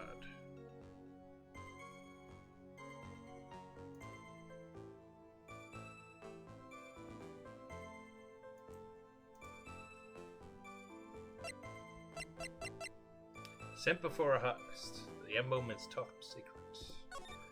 Security and lordly tailor, I will be coming to purloin the most priceless work of art on display in your Treasures of Corain exhibit. Take good care of the speckled urn. I see.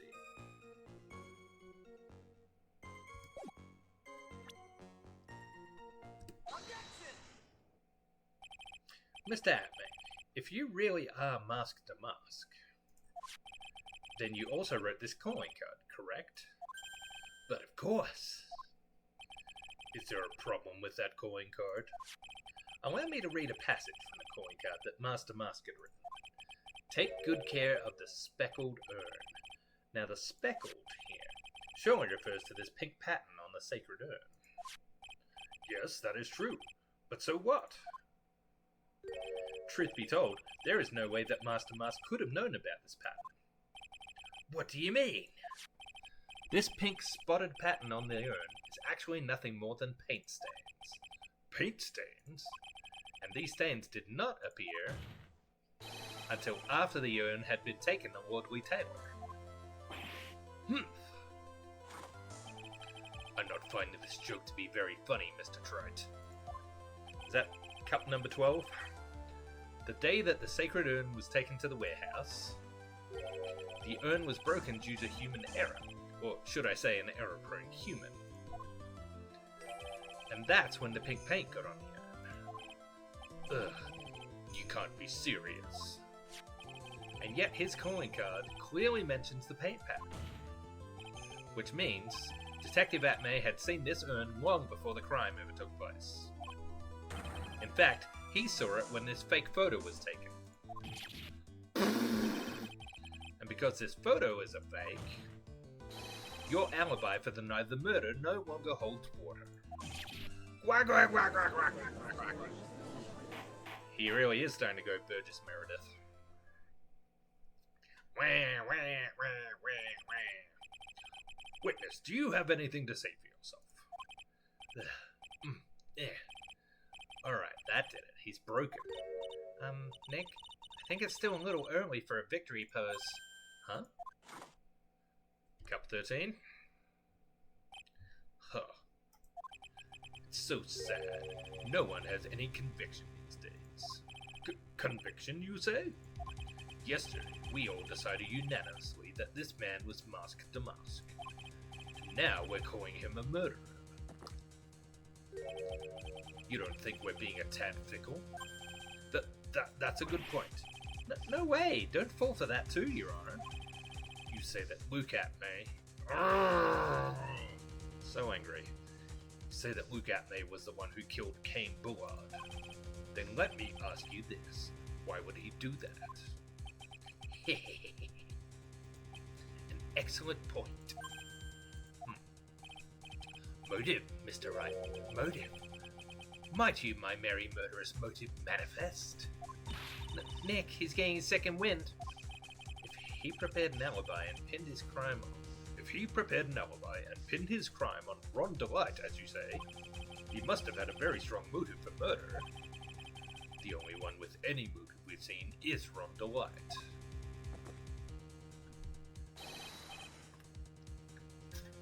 Isn't that right, Detective? Indeed. According to my own research, the boy's motive is clear. Without a motive, it's nearly impossible to prove guilt in a murder case.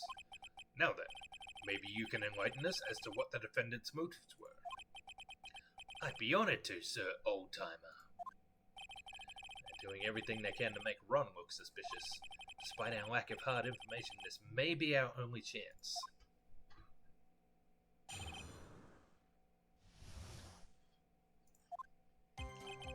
Luke Atmay had no points of contact with the victim whatsoever. Cain Bullard decided to investigate Master Mask and simply mistook who he was. It was Mr. Bullard who wrote the blackmail letter and sent it to Ron Delight. It was again Mr. Bullard who harbored a grudge against Mr. Delight for his betrayal. Mr. Bullard's mistake is quite excusable. The defendant truly believes he is Master Mask. That is why Mr. Delight saw it fit to kill Cain Bullard, Truly a tragedy.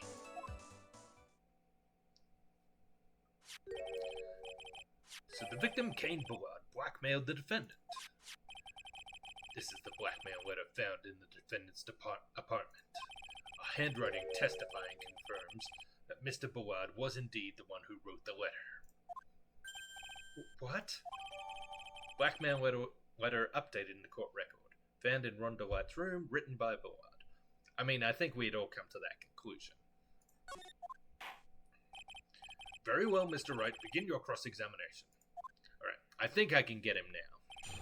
Motive for murder. Aye, look at me. Grrr. Had no point of contact with the victim whatsoever. And who in the world is going to prove that? I will. After doing a thorough background check of Detective Atney and Kane Bullard, we were unable to find any links between them. It's all in the report. Perhaps they were connected through their work. They were both involved in security. Nope. That was blunt. In any case, the only one with a motive was Mr. Delight.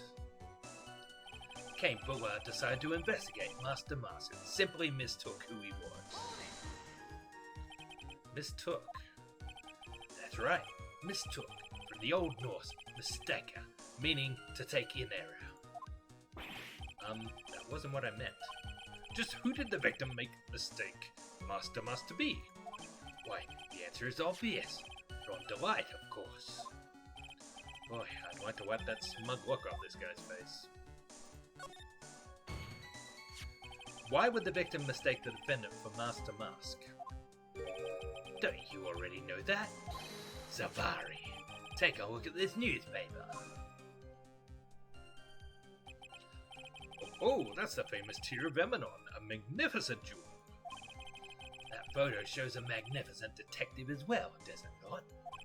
Furthermore, it also shows an ugly guard, namely the defendant. The defendant? The victim clearly misread this article, and Zavari. He got the wrong impression. The impression that this ugly security guard was in fact Mask Damask. I see. That was an unusually reasonable deduction. It was Mr. Bullard who wrote the blackmail letter and sent it to Ron Delight. You mean this blackmail letter right here? It says bring $50,000, and the handwriting is without a doubt the victim's. There's no mistake. We have an official report to prove it. But I don't see an addressee on this letter anywhere. An addressee? This letter was discovered in Ron Delight's apartment. And Mr. Delight did show up at the designated place and time. The fact that there is no addressee is a point. I wonder. What's up, Nick? I just had a thought. What if that blackmail letter wasn't meant for Mr. Delight? Whoa, do you have any evidence of that? For some reason, I just can't shake the feeling that there's something not quite right about this blackmail letter. Well, everyone, are you quite satisfied? It was again Mr. Bullard who harbored a grudge against Mr. Delight for his betrayal. What do you mean by that? Oh my, I was certain you were already aware. Zavari. KB Security has a lot of security info on all sorts of companies. And since I was the security team chief, I stole data from the company. Kane Bullard had yet to forgive young Mr. Delight, which is why he sent him that letter upon mistaking me, believing he was the thief. Here is a file that we discovered in Mr. Bullard's office. Evidence that Mr. Bullard was receiving money through blackmail. However, isn't this a bit odd? Why did the defendant pay Mr. Bullard the money, even though he wasn't actually Mask to Mask? At that point, there was an unfortunate bit of chance. Mr. Bullard's mistake is quite excusable. The defendant truly believes he is Mask to Mask. Do you really think that story is going to hold up? That assertion is not merely my own, I'm afraid. What do you mean? I have here a memo from Ron Delight's wife, Desiree Delight. Is that Cup 14? Ronnie thinks he's Master Mask. Don't you feel sorry for him? Please don't think too badly of him. Ha. Well, Mr. Trite. Was he trying to act like Miss Delight just now? I thought he was actually pretty convincing. That is why Mr. Delight saw it fit to kill Kane Bullard. Truly a tragedy. Now that's just your imagination talking. Come now, Sir Lawyer. I'm afraid imagination isn't the right word for it. This is a deduction, the result of carefully applied reasoning. Can we hear that careful reasoning for ourselves? It's a long story, and better save for another time. Very well, another time. No! The so-called long stories aren't usually all that long. At least not in my experience. So you're going to try to connect Detective Atman to Mr. Bullard, right? Yeah, that's right. Hopefully it won't require surgery either. In that case, you'll have to talk about the blackmail. It's true. Was that blackmail letter really intended for Ron? Since we don't have enough information, you should press him for more testimony. Maybe I'll be able to shake some contradictions loose that way. Well, I've already pressed him on everything. There's no hints that he's holding any further information from me.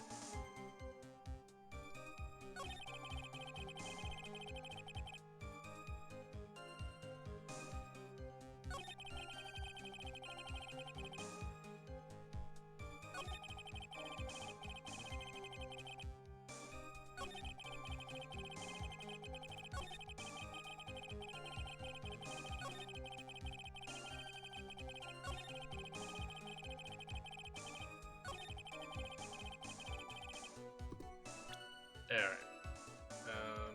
Oh, maybe I should say first.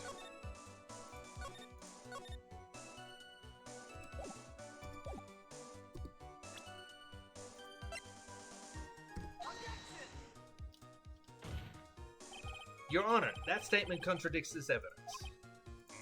It does? I don't see anything contradictory. Huh? Really? Objection denied. Try to think before you make accusations, Mr. Wright.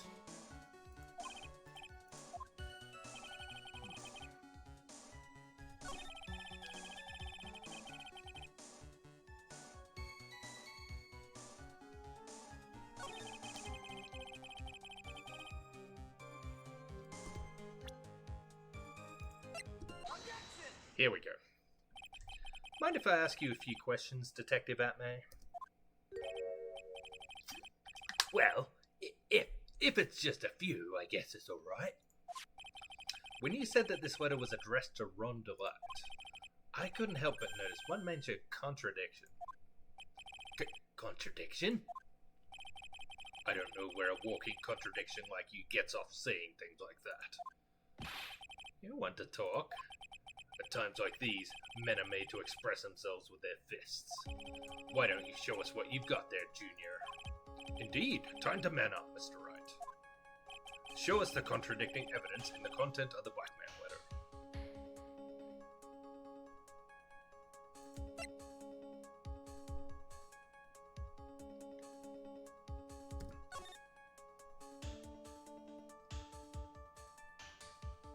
So, I assume I have to show them the letter, and then they'll ask me what part of it.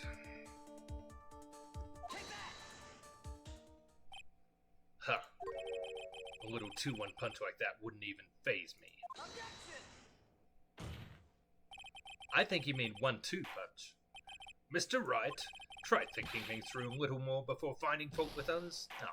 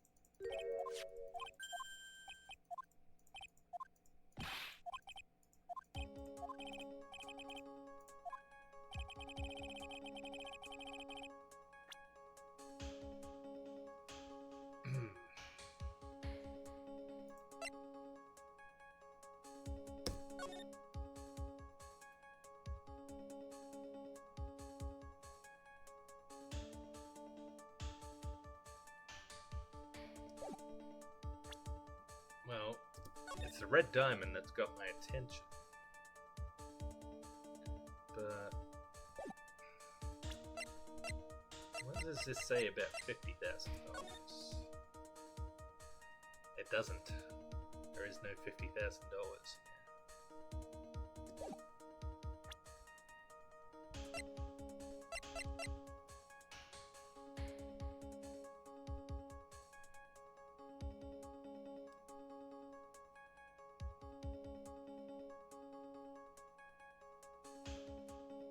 Is it this?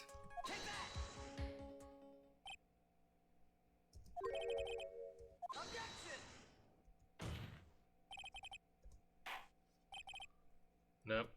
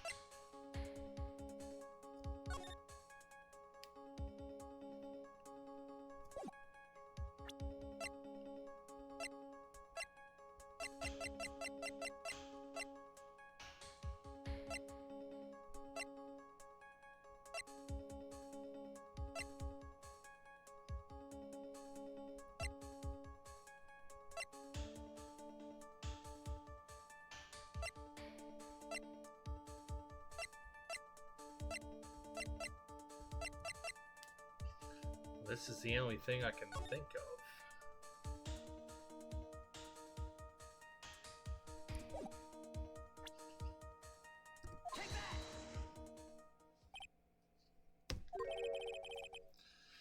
Alright, clearly I'm backing up the wrong tree. What am I supposed to do here?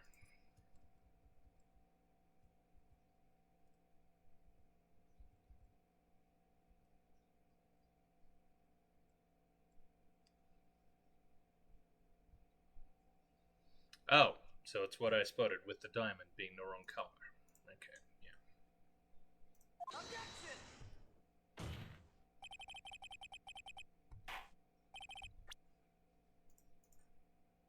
Oop.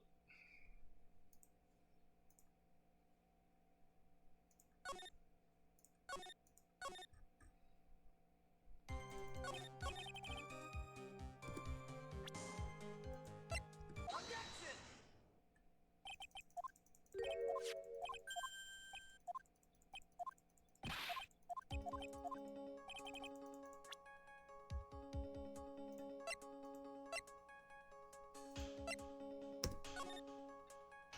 Yeah, blue diamond. Take that! Take a good look at this newspaper clipping.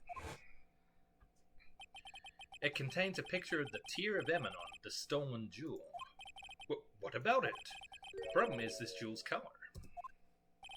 Color? I'm not much for discussing color myself. According to the clipping, the color of the stolen jewel was blue. However, in the blackmail letter, a totally different jewel is mentioned. I'll take that red diamond you received the other day. Red? Which means the red diamond described in the blackmail letter is not the Tear of Emanon that Mask the Mask stole at all. And your point is, Mr. Trites? So you are trying to say that this blackmail letter was intended for someone else? That is what you're trying to say, right, Trite? That is what you're trying to say, right, Mr. Wright? Well, that is what you're trying to say, right, Nick? Yes. This is who Cain Bullard was actually blackmailing. Take that! Naturally, it was you, Detective Atmay. Do you have some sort of basis for that claim? You have been personally involved in every single Mask the Mask case. And in the last case, you recovered what was stolen and received a jewel as your reward. A jewel? Probably the one wrapped conspicuously around your finger. That red diamond ring. Good. That is the diamond referred to in the letter. Which means that Cain Bullard wrote that letter in order to blackmail you! Ah! Order! Order in the court! Order, I'd say? It seems you've gone too far with your childish pranks, Mr. Trite. What are we up to now? Cup 15? Uh-oh. I don't like the way you said that. Cain Bullard blackmailing Luke at me? Are you for real? Yes, I am. Nick, come on, stand up to him! Then answer me this. The blackmail letter contains the following passage. If you don't want your identity revealed to the world... Yes, it certainly does. Cain Bullard threatened to make Luke Atmay's identity public knowledge. An identity he wanted to keep a secret. So just what was that identity?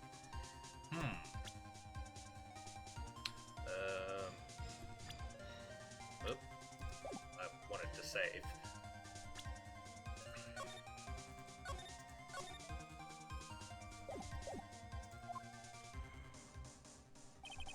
Atmay killed Cain Bullard because he was afraid of his secret becoming known. What was the identity he wanted to keep secret? This is what it all comes down to, Nick. The identity that Luke Atmay wanted to so desperately keep secret was his identity as... a blackmailer.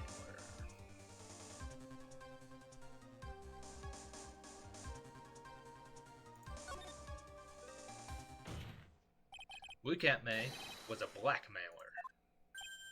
Objection! Hey now, isn't that a little different from what you've been saying? You said that Cain Bullard was the one blackmailing Luke Atmay. Are you saying that Atmay was blackmailing someone else on top of that? You have to admit, that does sound a little odd. It's not odd. It's the only thing that makes any sense. Cain Bullard was blackmailing Luke Atmay. But Ron DeLite was also being blackmailed by a certain someone. So, did you start receiving blackmail letters after this incident? Yes, just a few days after the Tear of Emanon heist. After that, I started getting the plans in the mail. I received plans from some very kind person. Incredibly detailed plans. Detailed plans? In which case, that would mean that Ron DeLite was actually Master Mask. That is what we are claiming. Someone else came up with the plans and had Mr. DeLite steal his targets for him. And that someone was none other than Luke Atmay. Stupid name! Shh! Silence! Now I see. It's all becoming clear. What is? When you were in grade school, you received the same report card every year. Careless, with a tendency to jump to conclusions. Am I wrong? How did you... You say that I, Luke Atmay, was blackmailing Ron DeLite? In which case, I would naturally know all about his relation to Master Mask. Well, yes. Ron DeLite started receiving plans from his second crime onwards, correct? Which means I learned of his identity when he committed that first crime. Good point. You certainly couldn't have blackmailed him otherwise. Cub 16? In that case, let's see some hot, bitter evidence. during the first crime, how did Luke Atmay know that Rondelette was Master Mask? It was the brooch. He dropped the brooch during that first crime, didn't he? I feel like I should save again, though. Oh, too late. So either I'm showing the brooch or the newspaper clipping.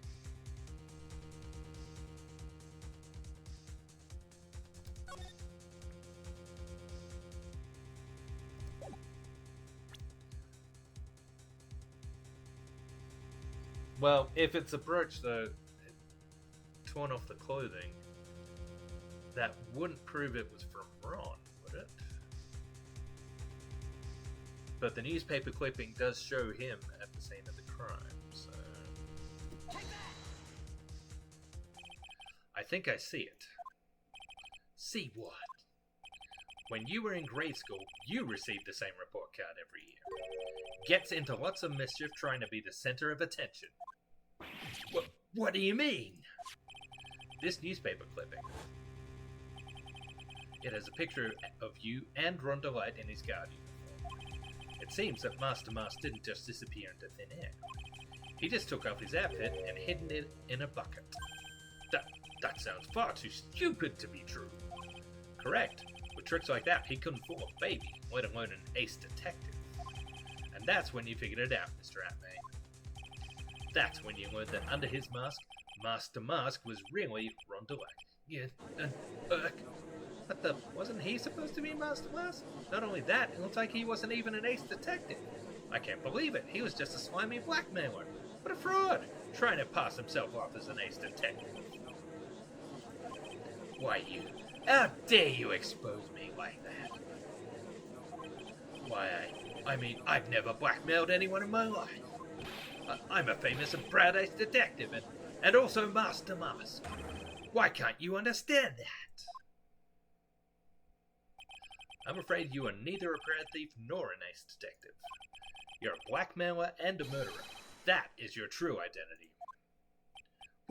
Why, you? How dare you even dare imply that could ever fall? Why not try doing something yourself that big mouths about? You fools, I say none of you compare to mine. You're just so good and desecrate me, commemorate. A detective cannot add blackmail murder. It's enough to make one laugh. Whew. It would seem we finally arrived at the real answer.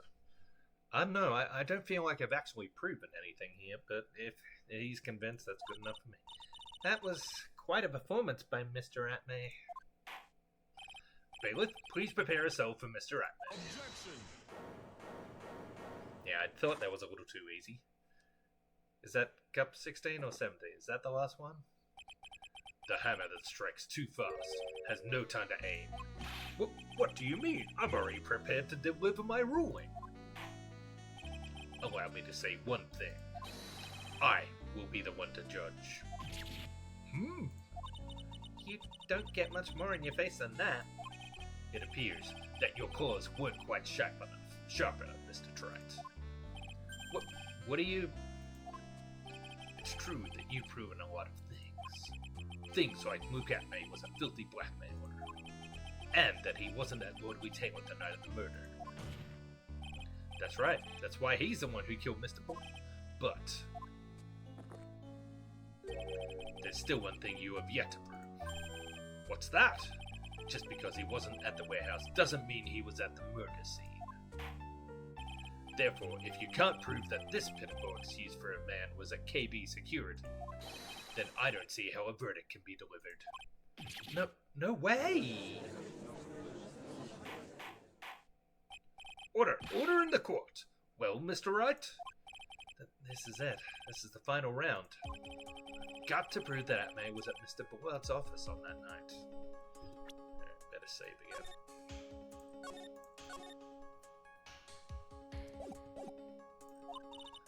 But can you really prove that? That's long enough. Mr. Trite, I want to hear your answer. That night, Luke Atmay was at KB Security, and the defense... Can we prove it?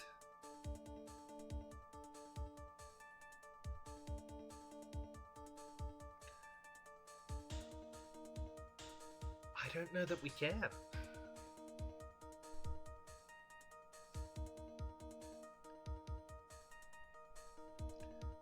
The only evidence I can think of is the security buzzer being pushed and having no fingerprints, because he wears gloves, but I don't think that alone is going to be enough.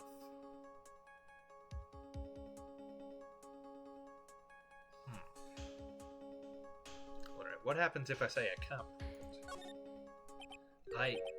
I can't prove it. Just as I thought. But if we hear more of Detective Acme's testimony... Objection! Unfortunately, that's as far as you go, Mr. Trite. What do you mean? I won't allow for any more testimony. That's what I mean. What? Have you forgotten? Luke Atme is here after we interrupted his own trial. And you have failed to prove that he committed the murder. I think it's time for this witness to return to his own trial and face his guilty verdict as Mask to Mask. No! Well now, Sir Lawyer, it seems that love wins out in the end after all. I am the ace detective, as well as Mask to Mask. My verdict will verify that. Just as Ron Delights will verify that he is the true murderer. I did declare that with the full force of my ace detectiveness. Order in the court. That's enough deliberation over this witness. I can't believe this. That's right, Ron is... Don't give up now, Nick. We still have tomorrow. We can look for more evidence and... By then it'll be too late. Huh? Why?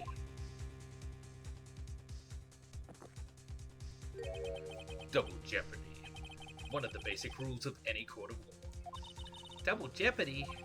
Should a defendant be tried and found innocent in court, that defendant cannot be tried again for the same crime. This is a fundamental rule of all courts. Decent movie too. And it applies to this witness as much as it applies to anyone else. Mr. Atme will be found guilty in a matter of minutes.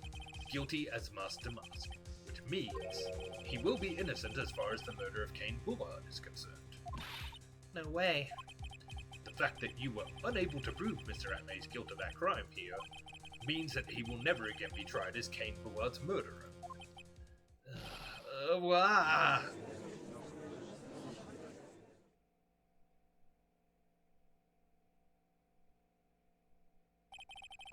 there's nothing I can possibly do to win.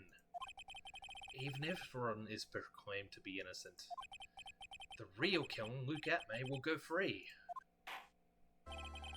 You have cross-examined every statement the witness has made here today.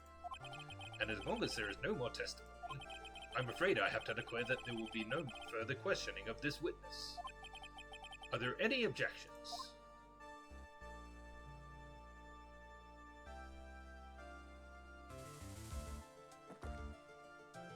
Objection!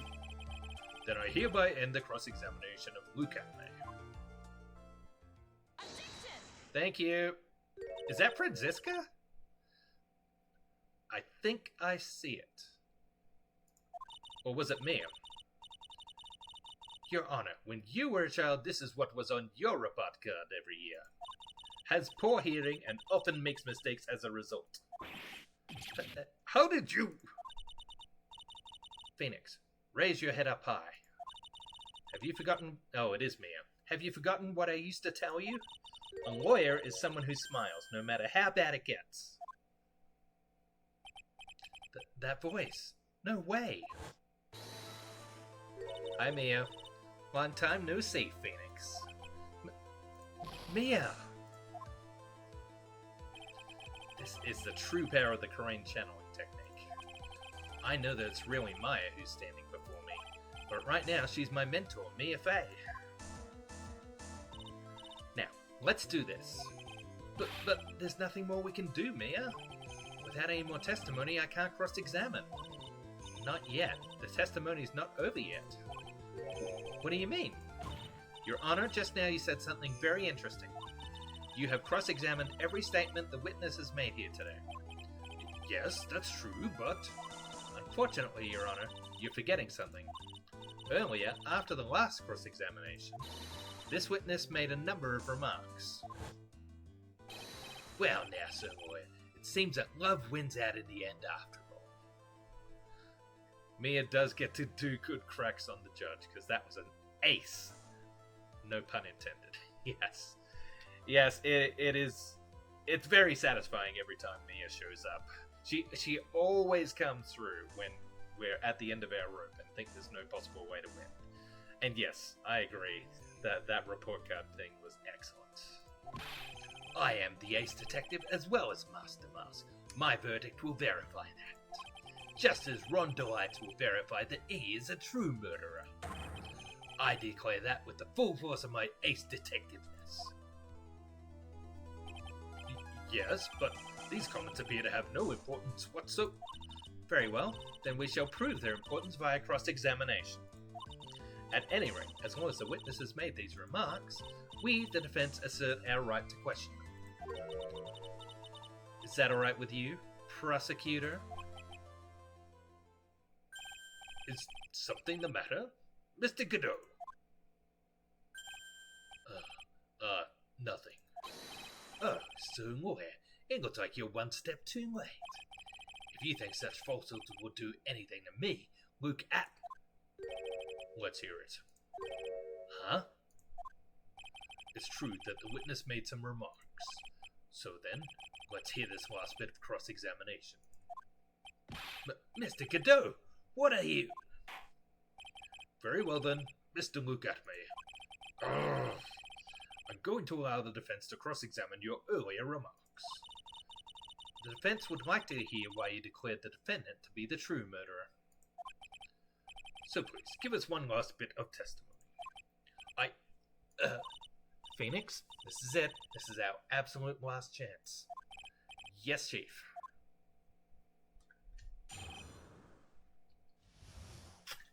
The last testimony. Ooh, I like that title. That could be a movie title or something.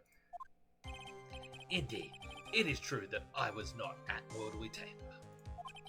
I had to leave to see about another vitally important job request. I had known about the date beforehand, so I had this photograph ready. My brilliant deduction was what informed me that the true culprit was Ron Delight. And thanks to the keycard and wallet, it was abundantly clear that he was there. I was also able to make a deduction from the buzzer, which only sounded once. The button did not have any fingerprints on it. Why? The victim would have left prints if he sanded it, which means the killer sanded it. Mr. Delight was wearing his Master Mask outfit, which is why he left no prints. And the blackmail letter, the victim likely just mistook the color of the jewel. Zavari. Therefore, all the evidence points to that poor boy. His testimony actually seems to hold up pretty well. That's fair.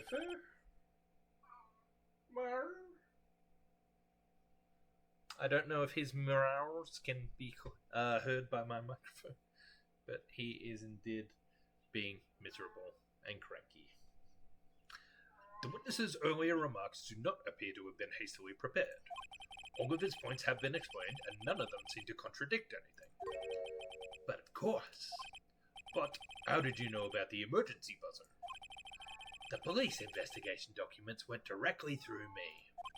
And I always look over all the documents. It's elementary, Sir Lawyer. Grr. Why would he have been involved in the murder investigation? Are you going to make even more trouble for us now, Sir Lawyer? I will not allow any of your usual shenanigans, Mr. Wright. Yes, Your Honor. We cannot postpone Luke Atmay's trial any longer. This is your last chance. Hang on a sec, just one chance? It seems that the party's about to begin. Well, Phoenix, there isn't any evidence that contradicts with that testimony. So it would seem. What do you mean, so it would seem? Listen, Phoenix, pointing out contradictions doesn't always mean you have to present evidence, does it? At any rate, this is our last chance. If If you can't point out a case-breaking contradiction, you lose. That's all there is to it. Cup number 17, the last cup. I thought it was 18, but I'll take his word for it. It seems like the time has come to put an end to this trial. I have to find a fatal contradiction in this testimony, and I need to point it out without presenting evidence. Which means all I can do is find a contradictory remark and press it. Remember, you only get one chance. Very well then, Mr. Wright, please begin your final cross-examination. Ooh, this is going to be tricky. Indeed, it is true that I was not at Woodwood Taylor. Better save before I do anything else.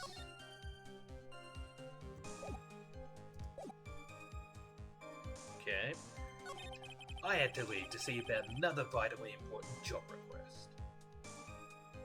That one I would like more information on, but I had known about the date beforehand, so I had this photograph ready.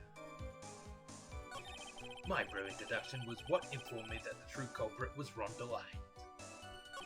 And thanks to the keycard and wallet, it was abundantly clear that he was there.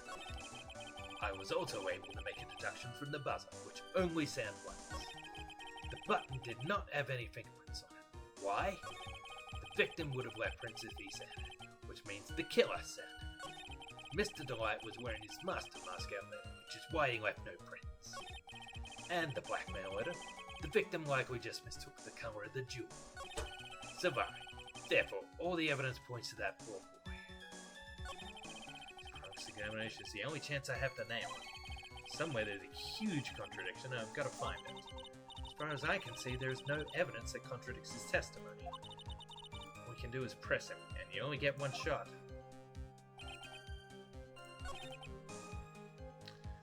Alright, let's try this one.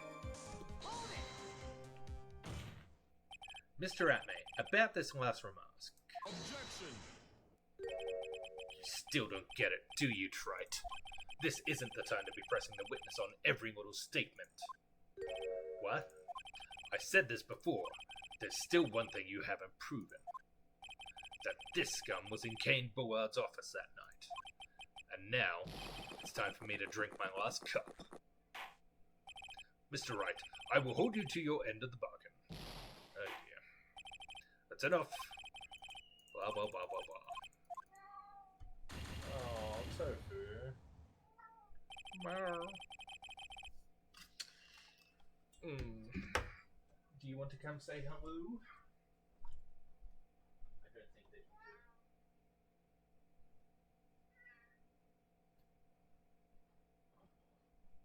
Fluffy boy.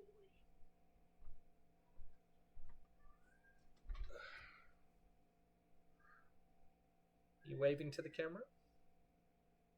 Hello.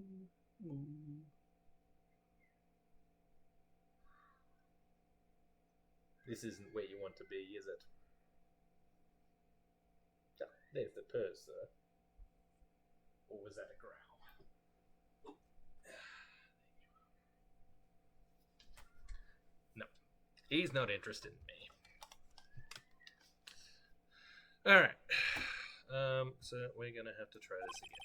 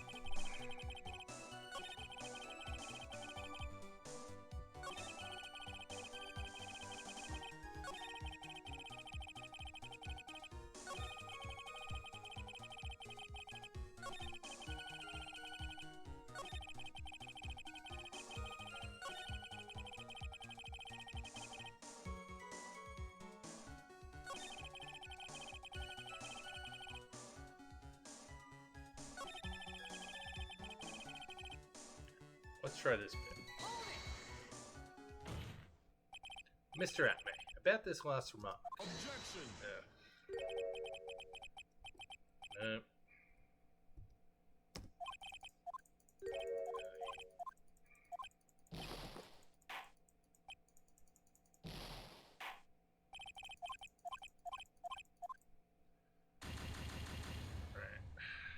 I need to prove a contradiction that will show that Bullard, that Atme, was in the office.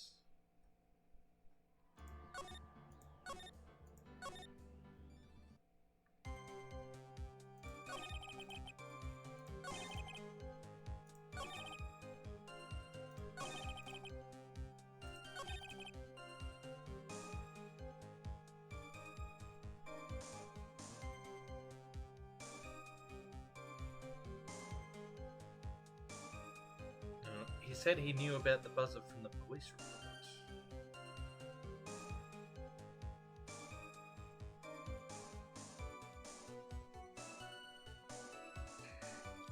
But the police thought that the buzzer didn't sound at all, so maybe that's it.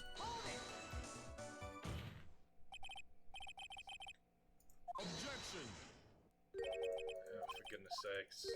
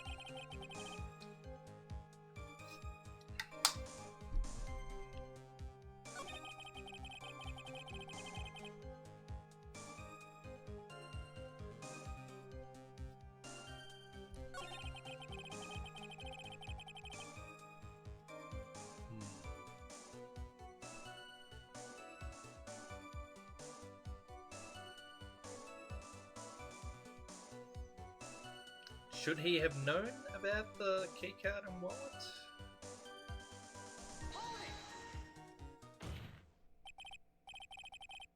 Objection.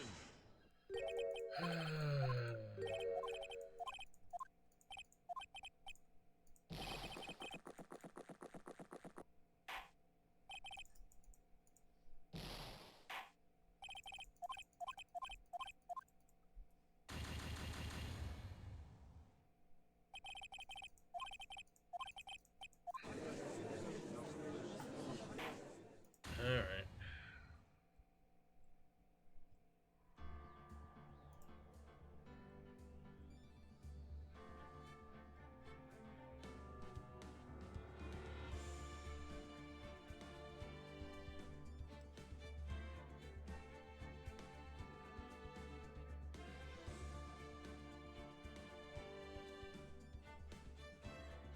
Oh, yeah. Okay. Yeah, that does make sense. The contradictory part is the Master Mask costume. Well, I don't know.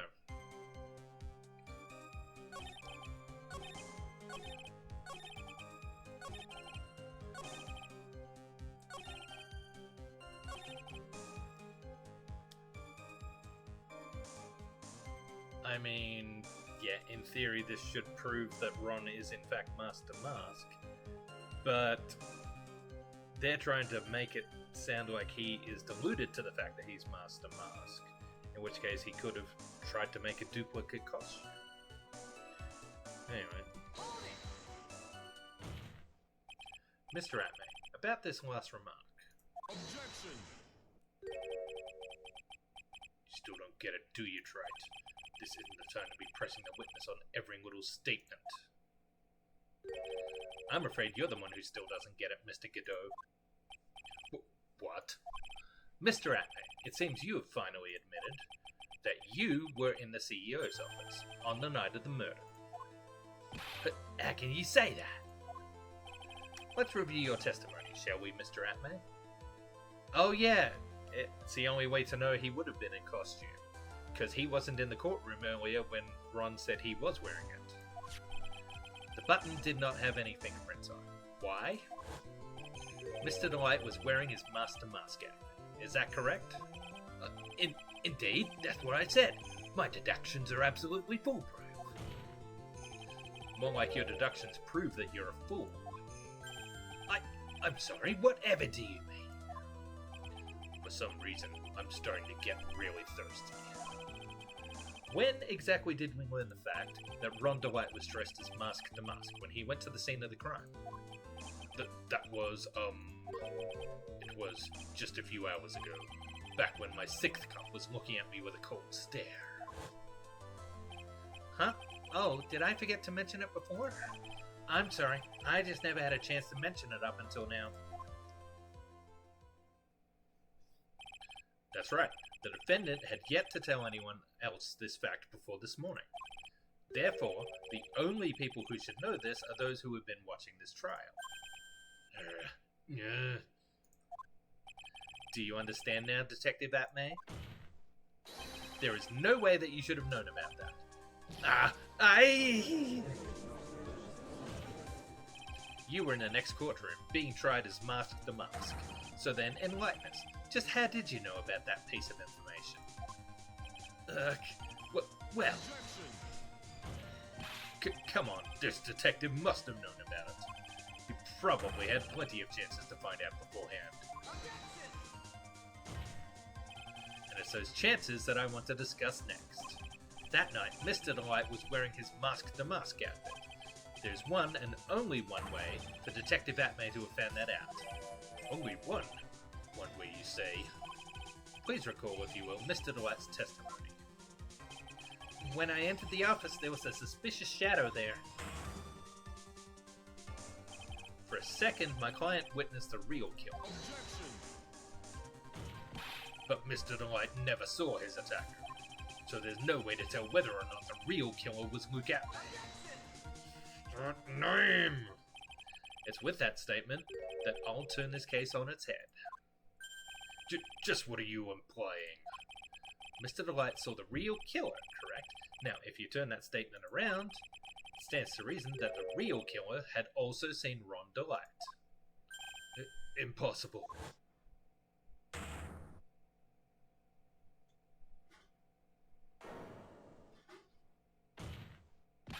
Detective Atmay, you saw Mask to Mask at the murder scene that night.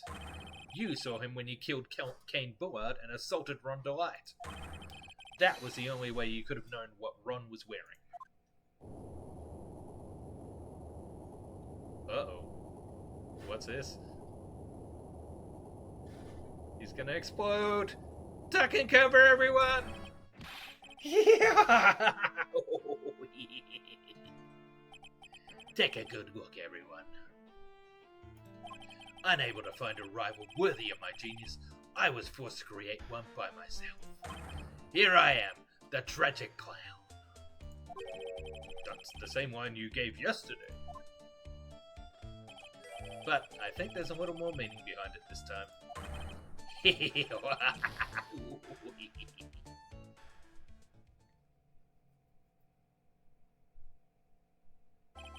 What an awfully complicated incident.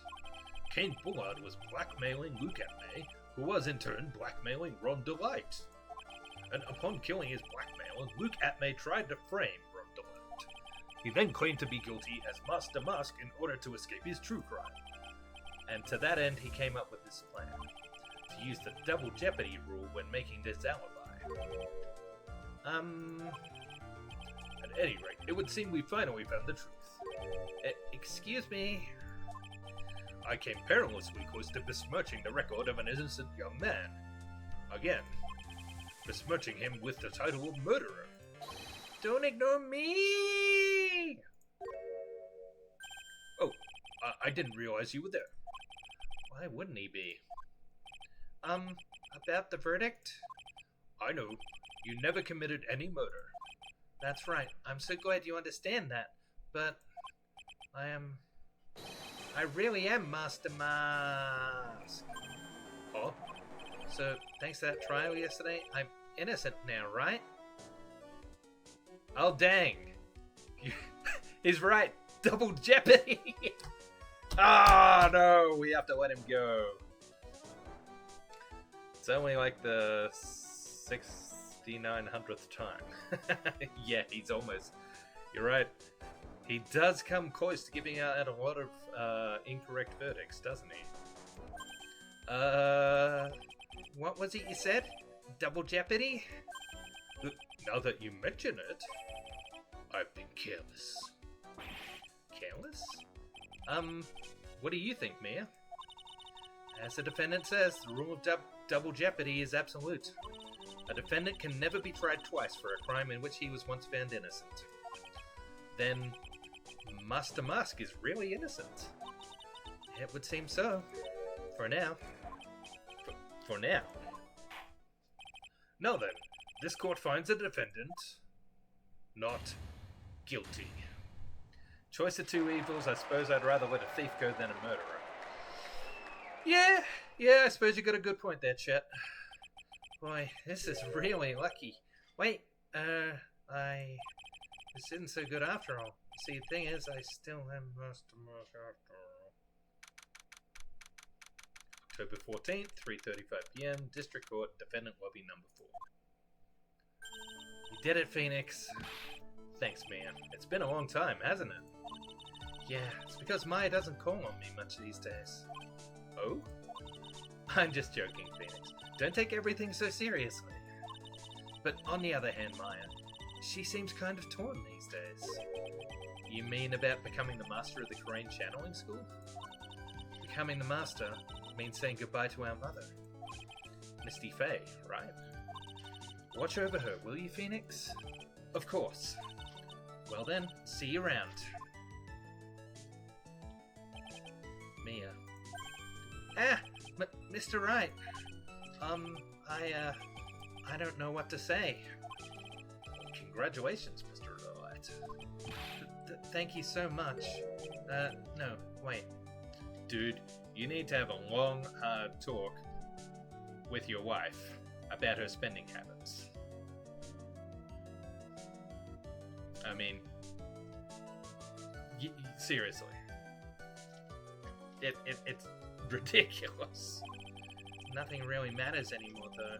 Now that all this has happened. Come on, just be happy already. Maya?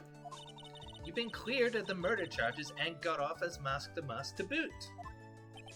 But in exchange, I lost everything. Huh? What do you mean? Stealing security information from KB Security? Becoming Mask to Mask? I did it all for one reason. For her. You mean your wife, Desiree?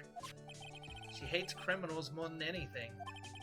Come to think of it, she was once held hostage by some robbers, wasn't she? She always said how she hates sneaky criminals. I knew that, but once I got fired from KB Security and lost all the money I had, she wouldn't have any reason to stay with me.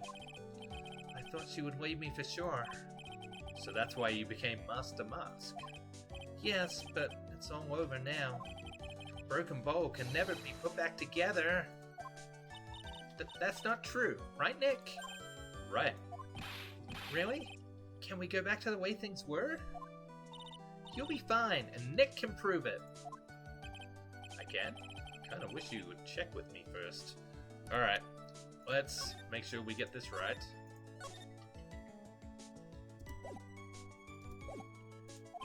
Mr. Dwight, even if a bowl is broken, there's always a way to put it back together.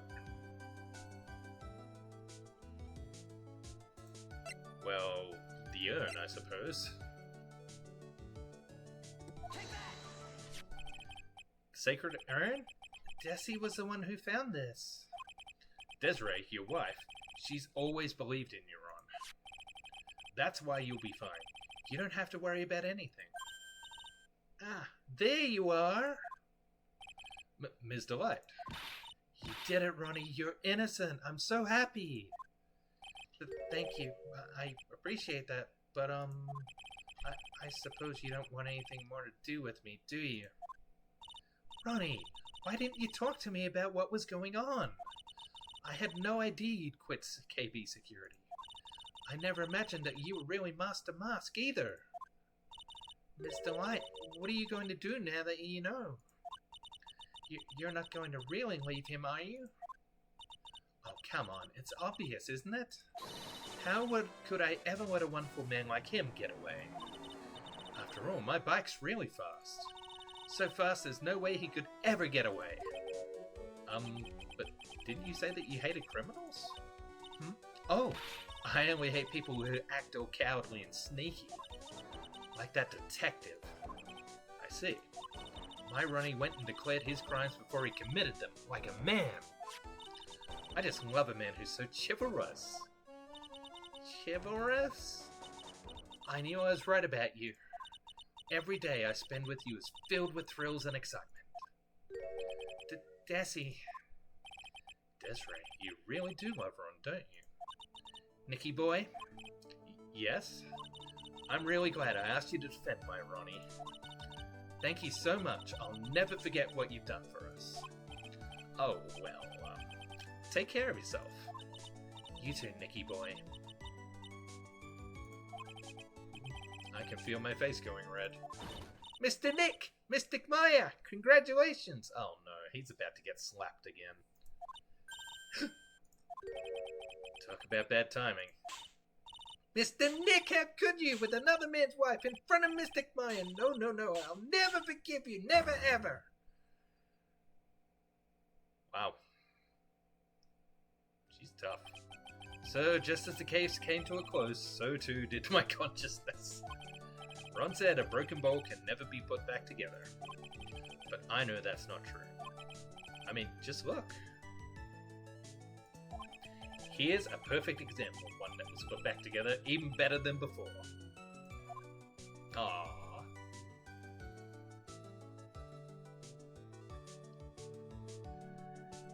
Episode 2, The Stolen Tournament, the end. Oh. Is that Maya? Or is that a new character? A brand new episode has been added.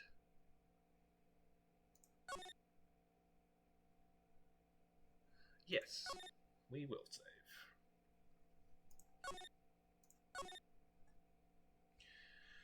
Alright, well, I think we can probably call it there for today, can't we? It is Maya. Okay, cool. Alright, yeah, I think it's a bit late to be starting a new episode, so we'll call it quits for today. Thank you for watching. Thank you for you guys in the chat. Chet, Dom, always happy to have you here. And yeah, I'm going to pick this up again on Friday with the new episode.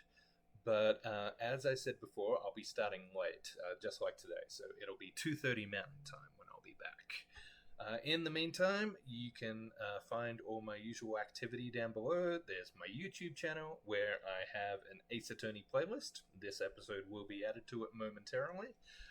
There is my Blue Sky, which is my primary social channel. I'm posting regular updates on my Professor Oak challenge at the moment.